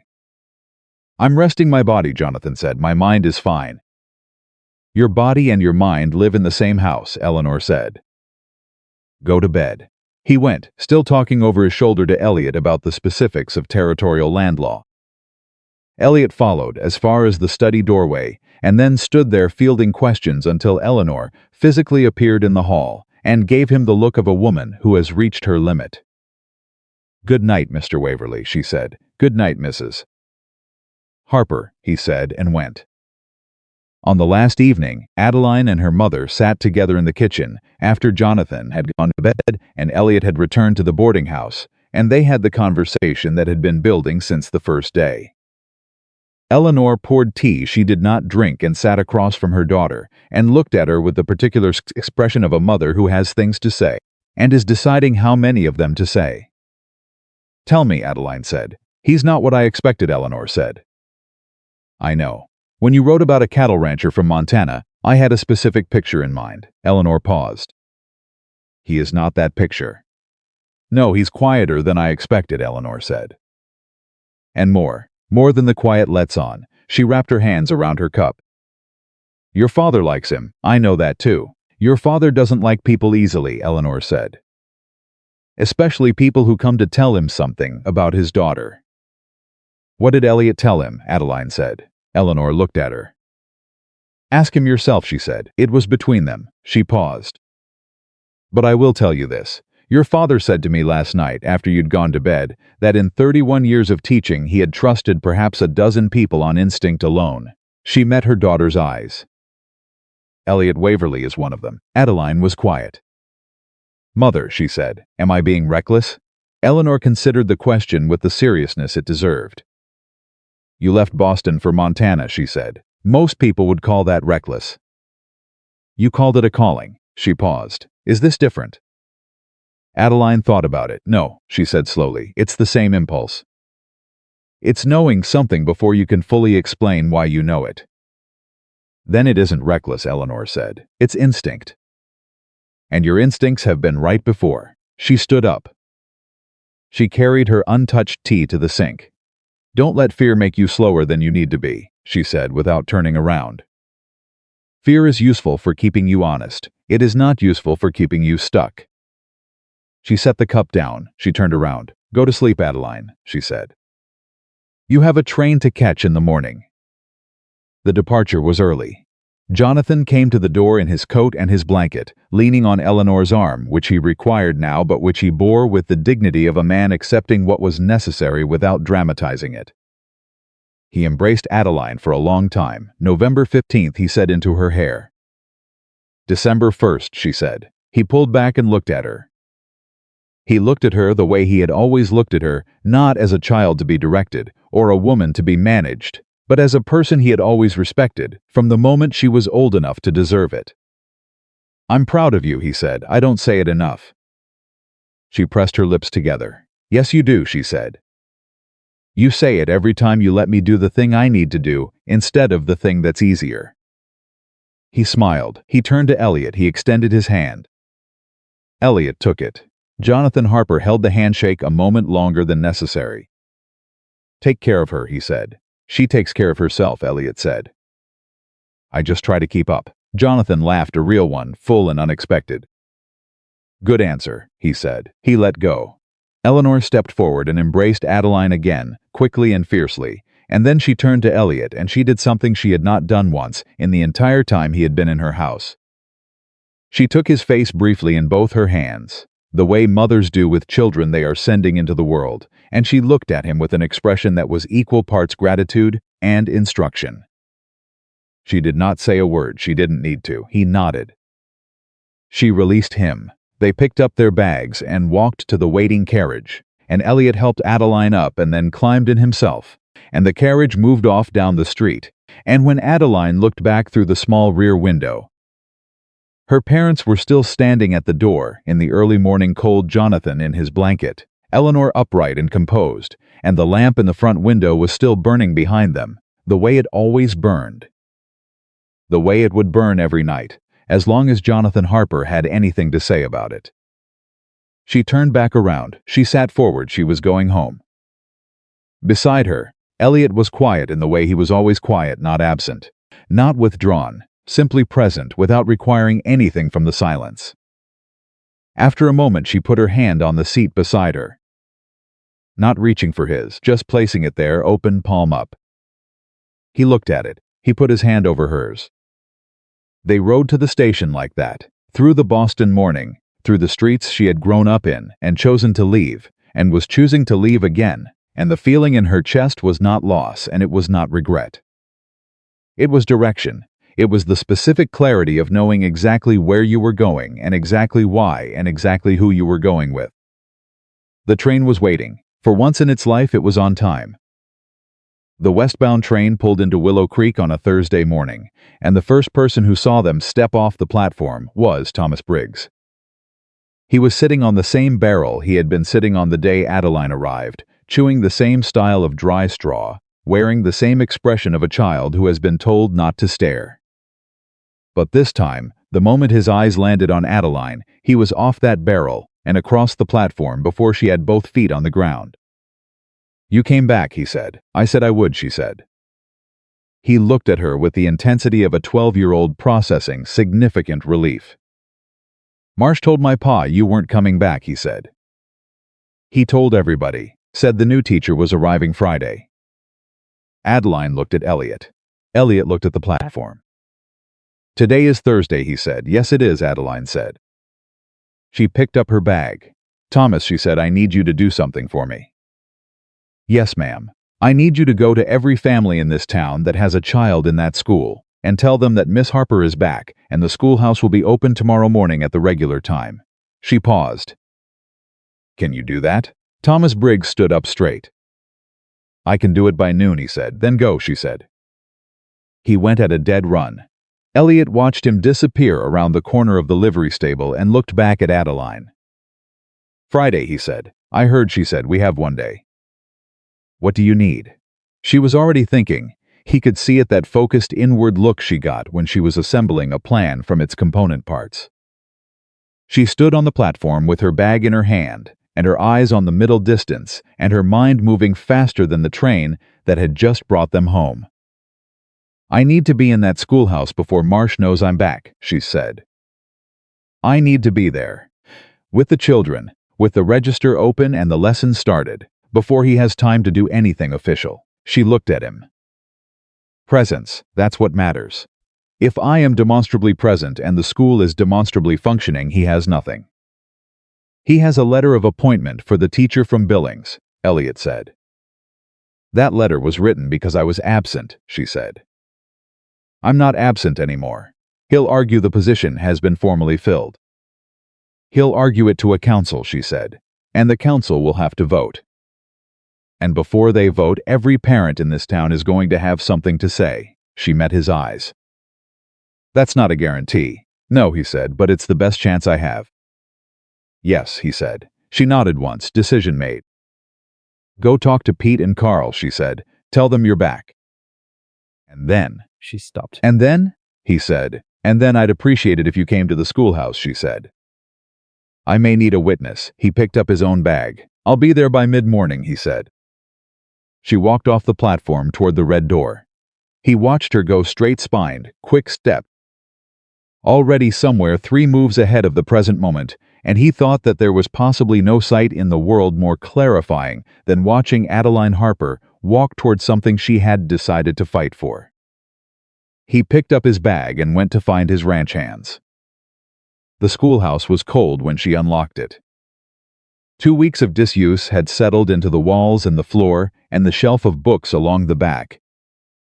And there was a particular quality to the silence of an empty school that was different from any other kind of silence. It had the specific hollowness of a place that was made to be full and wasn't.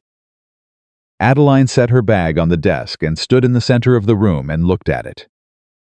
The maps were still on the wall. The nature specimens were still on the windowsill. The clock she had installed with the supply money was still ticking in the corner, reliable and indifferent, marking time regardless of whether anyone was there to hear it. She had been gone 17 days, it felt longer.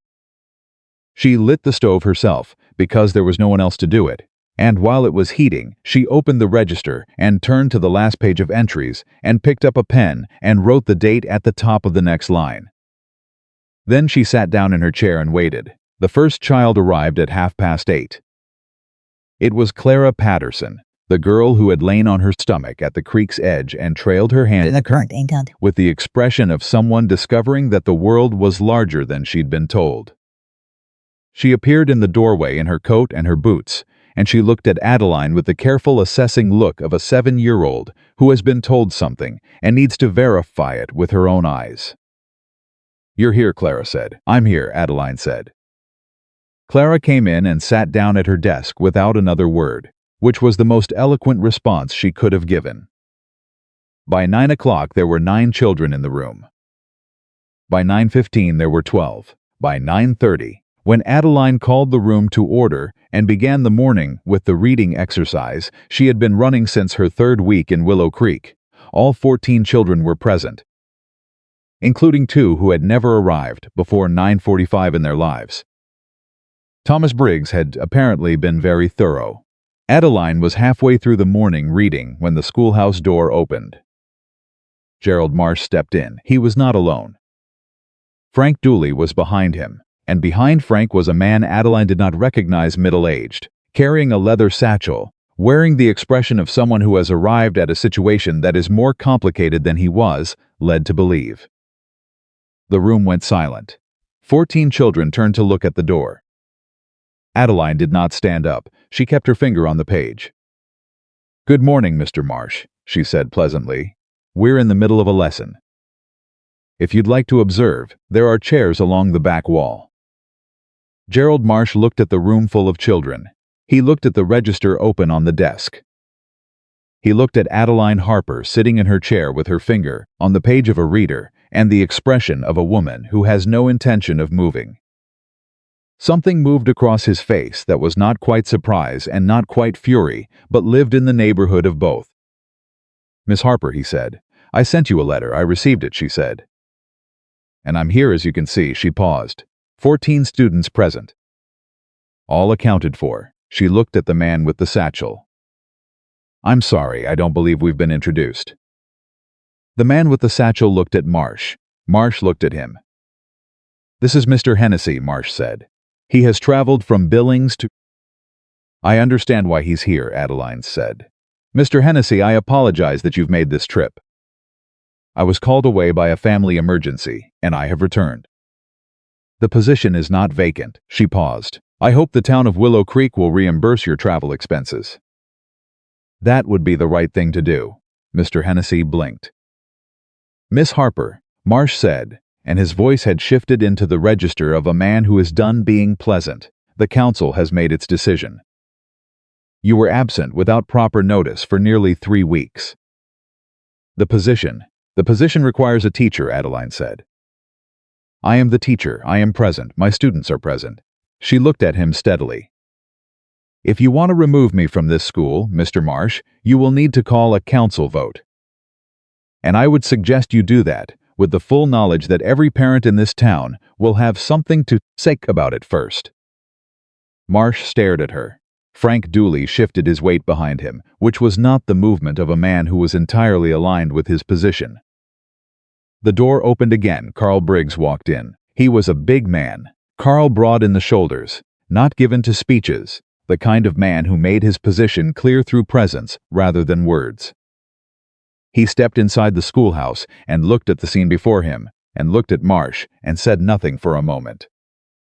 Then he said, "My boy went from failing arithmetic to being the best in the class." Marsh turned to look at him. He started. "I'm not finished," Carl Briggs said. He was not loud. He was the opposite of loud. "I told Miss Harper she wouldn't last the winter. I said it to her face near about the first day she arrived." He paused. "I was wrong, and I don't say that often, so I want it said clearly." He looked at Marsh. "You want to call a vote, Gerald? You go ahead and call it. but you call it with me in the room." The silence in the schoolhouse was absolute. 14 children had stopped breathing. Mr. Hennessy from Billings was looking at the floor with the expression of a man calculating the next available train back the way he'd come. Frank Dooley took a very small step backward. Gerald Marsh stood in the center of the room for a long moment. He was not a stupid man. He understood what had just happened, that the ground he had believed was solid had not been, that the support he had counted on had shifted, that he was standing in a schoolroom full of children and their record books, and a woman who was not going to be moved, and that whatever he said next would define the remainder of his position in this town more completely than anything he had done before it. He picked up his hat. "We will revisit this at the next council meeting," he said. "Of course," Adeline said. "I'll have a full progress report ready for the council's review." Marsh walked out. Frank Dooley followed, looking neither at Adeline nor at Carl Briggs. Mr. Hennessy from Billings paused at the door. "I'm sorry for the inconvenience, Miss Harper," he said quietly. "For what it's worth, this is a fine-looking school." "Thank you," she said. "Safe travels," he went. Carl Briggs looked at Adeline. "Thomas talks about this school every evening," he said. "Every single evening." He put his hat back on. "Good morning, Miss Harper." "Good morning, Mr. Briggs," she said. "Thank you." He nodded once and left. Adeline turned back to her class. 14 faces were staring at her. Clara Patterson's hand was raised. Adeline said. "Can we finish the story?" Clara said. "We were on chapter 4 when you left." Adeline sat down. She found the page, she said, "where we left off." She read. And just like that, the school was in session again, as if the last 17 days had been merely a pause in a sentence that had been waiting to be finished. Elliot arrived at mid-morning as promised. He stood in the doorway for a moment and took in the room 12 children at their desks, 2 more squeezed in along the back wall on chairs, brought from the church. Adeline at the front writing on the chalkboard with the focused efficiency of someone who has 17 days of lost ground to make up and intends to make up every inch of it. She looked up. She saw him. She went back to the board. "Good morning, Mr. Waverly," she said without turning around. "Morning," he said. "How'd it go?" "Marsh came," Thomas Briggs announced from his desk. Miss Harper didn't even stand up. "That's enough, Thomas," Adeline said. Fractions. Thomas looked back at his paper. Elliot stood at the back of the room and watched her teach for 10 minutes, and it was not the first time he had done this. He had watched her teach before, at the creek. On the rare occasions he had stopped by with a question that turned into a longer visit. But this time was different, because this time he knew what she had said to Charles Whitmore in the Boston parlor, and he had heard Jonathan Harper's voice in his memory, telling him not to make her wait longer than necessary. And he was watching a woman who had crossed the country and back and fought a council and walked into a cold room and lit a stove herself and had 14 children reading by 9:30. He knew what he was going to do. He had known since the train platform in Boston. He had been waiting for the right moment. He understood, watching her at the chalkboard, that there was no perfect moment. There was only the moment you chose. He would choose it today. But not yet. First, the school needed to be secure. The council meeting was called for the following Tuesday. In the 5 days between Adeline's return and that meeting, something moved through Willow Creek that Gerald Marsh had not anticipated and could not easily counter. It moved the way news moved in small towns, kitchen to kitchen to kitchen, fence line to fence line, except that it was not exactly news. Testimony. Mary Patterson told Dorothy Pierce at the post office that Clara had read an entire chapter of a book aloud at dinner, and that Jonathan Patterson had had to leave the table briefly because he was a man who did not cry in front of his wife and daughter, but he had needed a moment. Dorothy Pierce told the Hendersons, who told the Macreadys, who told the Fosters, who had 3 children in the school, and who had the particular social weight in Willow Creek that came from having been there the longest. Robert Foster showed up at Elliot's ranch on Saturday morning and sat in the kitchen and drank coffee and said, "Marsh is going to try to make this about procedure. About the absence. He's going to keep it narrow so the personal arguments don't have room." I know, Elliot said. How do we stop that? Elliot looked at his cup. We don't fight the procedure argument, he said. We make a different argument. We make it about the school, about what the school was before she arrived and what it is now. He paused. Numbers, specific students, specific results. You can't argue with a number. Robert Foster nodded slowly. I can get the attendance records from before, he said. My wife kept them the year we had no teacher at all. 4 students showing up irregular, he paused. 14 now. Every day. That's the argument, Elliot said. Robert Foster stood up. He put out his hand. Elliot shook it. She doesn't know you're doing this, does she? Robert said. It was not quite a question. She'd tell me it wasn't necessary, Elliot said. She'd want to fight it herself. She can fight it herself, Robert said. We're just making sure she doesn't have to fight it alone. After he left, Elliot sat at his kitchen table for a long moment. He thought about what Adeline had said on the Boston train platform about Edmund, about the man who had tried to make her smaller than she was, who had loved the idea of her rather than the actual her. He thought about the difference between helping someone fight and fighting for them, between standing beside a person and standing in front of them. He had been careful every step of the way to stand beside. He would keep being careful about that. The council meeting was held on Tuesday evening in the town hall, and every seat was filled. Elliot had not seen the town hall that full since the flood meeting of 1882, when half the valley had shown up to argue about the levee. Gerald Marsh sat at the head of the table with Frank Dooley on his right, and 2 other council members, whose names were Potter and Webb, both of whom looked like men who had arrived expecting a smaller evening. Adeline sat across from them with her register, and her attendance records, and the progress reports she had written for every student. 10 pages of documentation that she had spent up 2 nights producing, and that she set on the table with the quiet confidence of someone who knows their case is in the facts. Robert Foster sat in the front row of chairs with his wife's attendance records from 1884.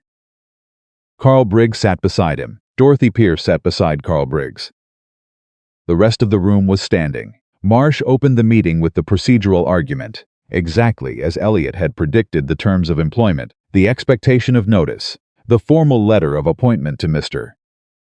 Hennessy, the responsibility of the council to maintain continuity of education.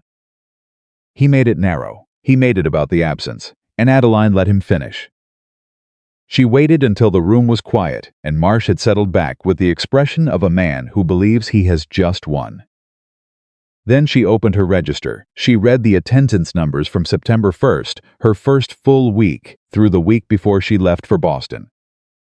Then she read the 4 years of records Robert Foster had brought, which showed an average of 4 students attending with significant irregularity and 2 years with no teacher at all. She read the names of every student currently enrolled.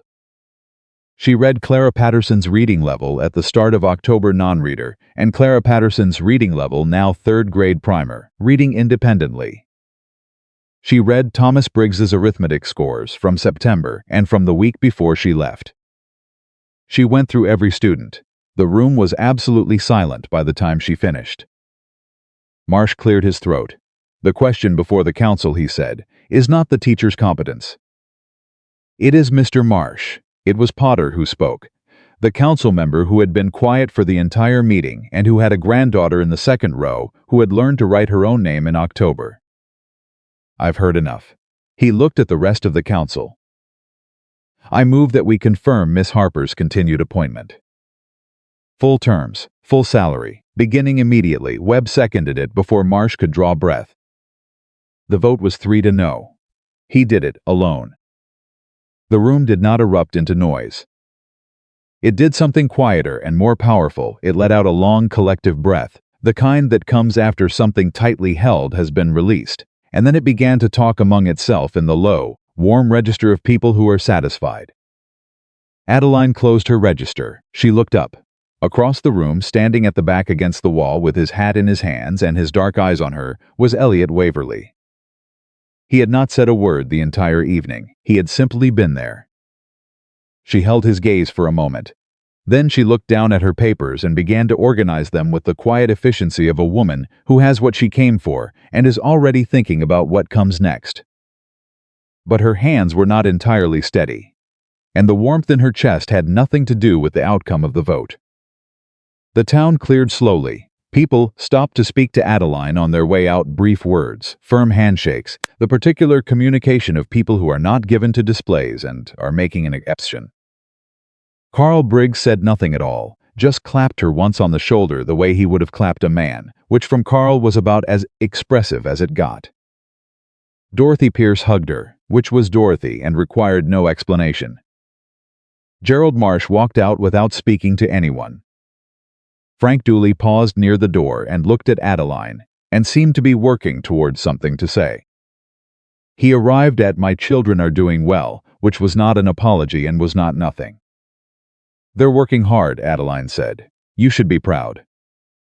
He nodded and went. By the time the room was empty, Elliot was still at the back wall. He had not moved. Adeline walked to him. She stopped in front of him. "Robert Foster," she said. He looked at her. "He came to see you," she said. "Before the meeting, didn't he?" It was not a question. "Yes," Elliot said. "And the attendance records. That was your idea." "It was the right argument," he said. "You would have made it yourself if you'd had another day." "I would have," she agreed, "but I didn't have another day." He said nothing. She looked at him. "You stood at the back of that room for 2 hours," she said, "and you didn't say a single word." "It wasn't my room to speak in," he said, "but you made sure everyone else had what they needed to speak," she said. He turned his hat in his hands. "I just made sure the ground was ready," he said. "You did the rest." She looked at him for a long moment. The town hall was empty and the lamp was burning low, and outside, Willow Creek was settling into its evening quiet. And she was standing 3 feet from the man who had gone to Boston with her and cut bread in her mother's kitchen and written to Pete Odom about the South Fence and built a tactical map of a small Montana town in his head while she was focused on her father, and who had just spent 2 hours standing against a wall, saying nothing because he understood that this particular fight needed to belong to her. "Elliot," she said. "Adeline," he said. "Ask me," she said. He went still. "Ask you what?" he said, very carefully. "You know what?" she said. He looked at her for a long time. He set his hat on the nearest chair. He straightened up. "I'm not a man with a great many words," he said. "I've never been that kind of man. I don't have poetry or speeches." He paused. "What I have is a ranch that I've built for 11 years and a life that I've been living honestly and a clear understanding of who I am and what I can give." He held her gaze. "I can give you a home that's yours as much as mine. I can give you a husband who will never once ask you to be smaller than you are. I can give you a man who knows what he's getting and wants exactly that." He stopped. "Adeline Harper, will you marry me?" He did not say it like a question. He said it the way he said everything that mattered, simply, directly, as though the answer were something he was prepared to receive, honestly, regardless of what it was.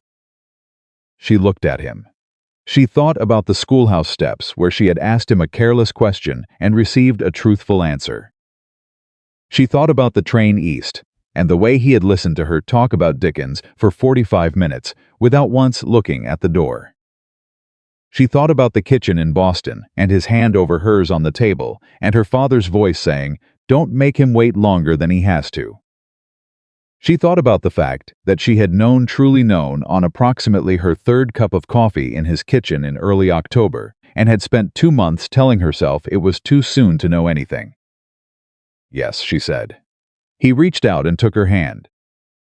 She let him. They stood in the empty town hall of Willow Creek, Montana, in the autumn of 1887, 2 people who had taken the long way to the obvious conclusion, and the lamp burned low between them, and outside the cottonwoods had gone gold, and the valley was still, and the schoolhouse waited with its red door and its 14 students and its clock ticking in. The corner reliable and indifferent, marking time. They were married in November on a Saturday, on the same steps where she had asked the question that started everything. The ceremony was small the way everything true tends to be small, not because it was unimportant, but because the important things do not require an audience to make them real. Jonathan Harper traveled from Boston. He arrived 2 days before, looking better than Adeline had feared and worse than he pretended. And he spent those 2 days sitting in Elliot's kitchen, drinking coffee, and asking questions about water rights that were really questions about character. And Elliot answered all of them with the same direct patience he brought to everything. And by the wedding morning, Jonathan had stopped asking questions because he had all the answers he needed. Eleanor stood beside him with her hands clasped, and her posture perfect, and her eyes bright in the particular way of a woman who has been right about something and is too dignified to say so. Clara Patterson was in the front row with a flower in each hand that she had picked herself. Thomas Briggs stood at the back with his arms crossed in the way he had of pretending he was somewhere else when something was making him feel more than he wanted to admit. Carl Briggs stood beside his son and did not attempt to pretend anything. Dorothy Pierce cried immediately and without apology. Robert Foster stood with his wife and nodded once at Elliot with the nod of a man who has done right by someone and knows it. Gerald Marsh was not there. Nobody mentioned his absence. When the minister asked Elliot if he took this woman, Elliot said yes the way he said everything important quietly, without drama, as though the decision had been made long before the question was asked, and the question was simply the formality of saying it out loud. When the minister asked Adeline if she took this man, she said yes with her chin up and her eyes clear, and her voice as steady as it had ever been, in a classroom full of children who needed her to be someone they could count on. And then it was done, and the ranch was a place where one man lived in the particular silence of a life that had not yet found its shape. It was a home with books on the shelf and a clock ticking in the schoolhouse around the bend, and a woman who argued with councils on her third day, and a man stood at the back of rooms and made sure the ground was ready, and 14 children, who were learning that the world was larger than they had been told. Jonathan Harper stood on the schoolhouse steps afterward and looked at his daughter standing beside Elliot Waverly in the November light, and said to Eleanor, quietly, "I was right." "You usually are," Eleanor said. "Don't make it a habit of saying so." He smiled. He watched his daughter tip her head back and laugh at something Elliot had said, that unguarded, genuine laugh that changed her whole face, and he watched Elliot watch her laugh with the careful, contained expression of a man who is very aware of how fortunate he is and has decided to be worthy of it. And Adeline Harper, who was now Adeline Waverly, who had left Boston with 2 trunks and box of books and a belief that the places that needed her most were the places that were not yet thriving, she looked across the yard at the red door of the schoolhouse and felt something settle in her chest that had been restless since she was old enough to know that the life she wanted was not the life she was expected to want. It was not relief, it was not arrival, it was something simpler and more durable than either of those things. It was rightness. The specific, undeniable rightness of being exactly where you are supposed to be, with exactly the person you are supposed to be with, doing exactly the work you were made to do. Some people spend their whole lives looking for that feeling. Adeline Waverly had found it on a pair of schoolhouse steps in Willow Creek, Montana. On the day she asked a quiet man a careless question, and he gave her the truest answer she had ever received. And Elliot Waverly, who had spent 11 years building something in silence and waiting without knowing what he was waiting for, looked at his wife standing in the November light with her chin up and her eyes clear and a laugh still in her voice, and understood that every fence post and every early morning and every long quiet evening had been leading, without his knowing it, to exactly this. He had been waiting, and she had arrived, and that was enough, that was everything.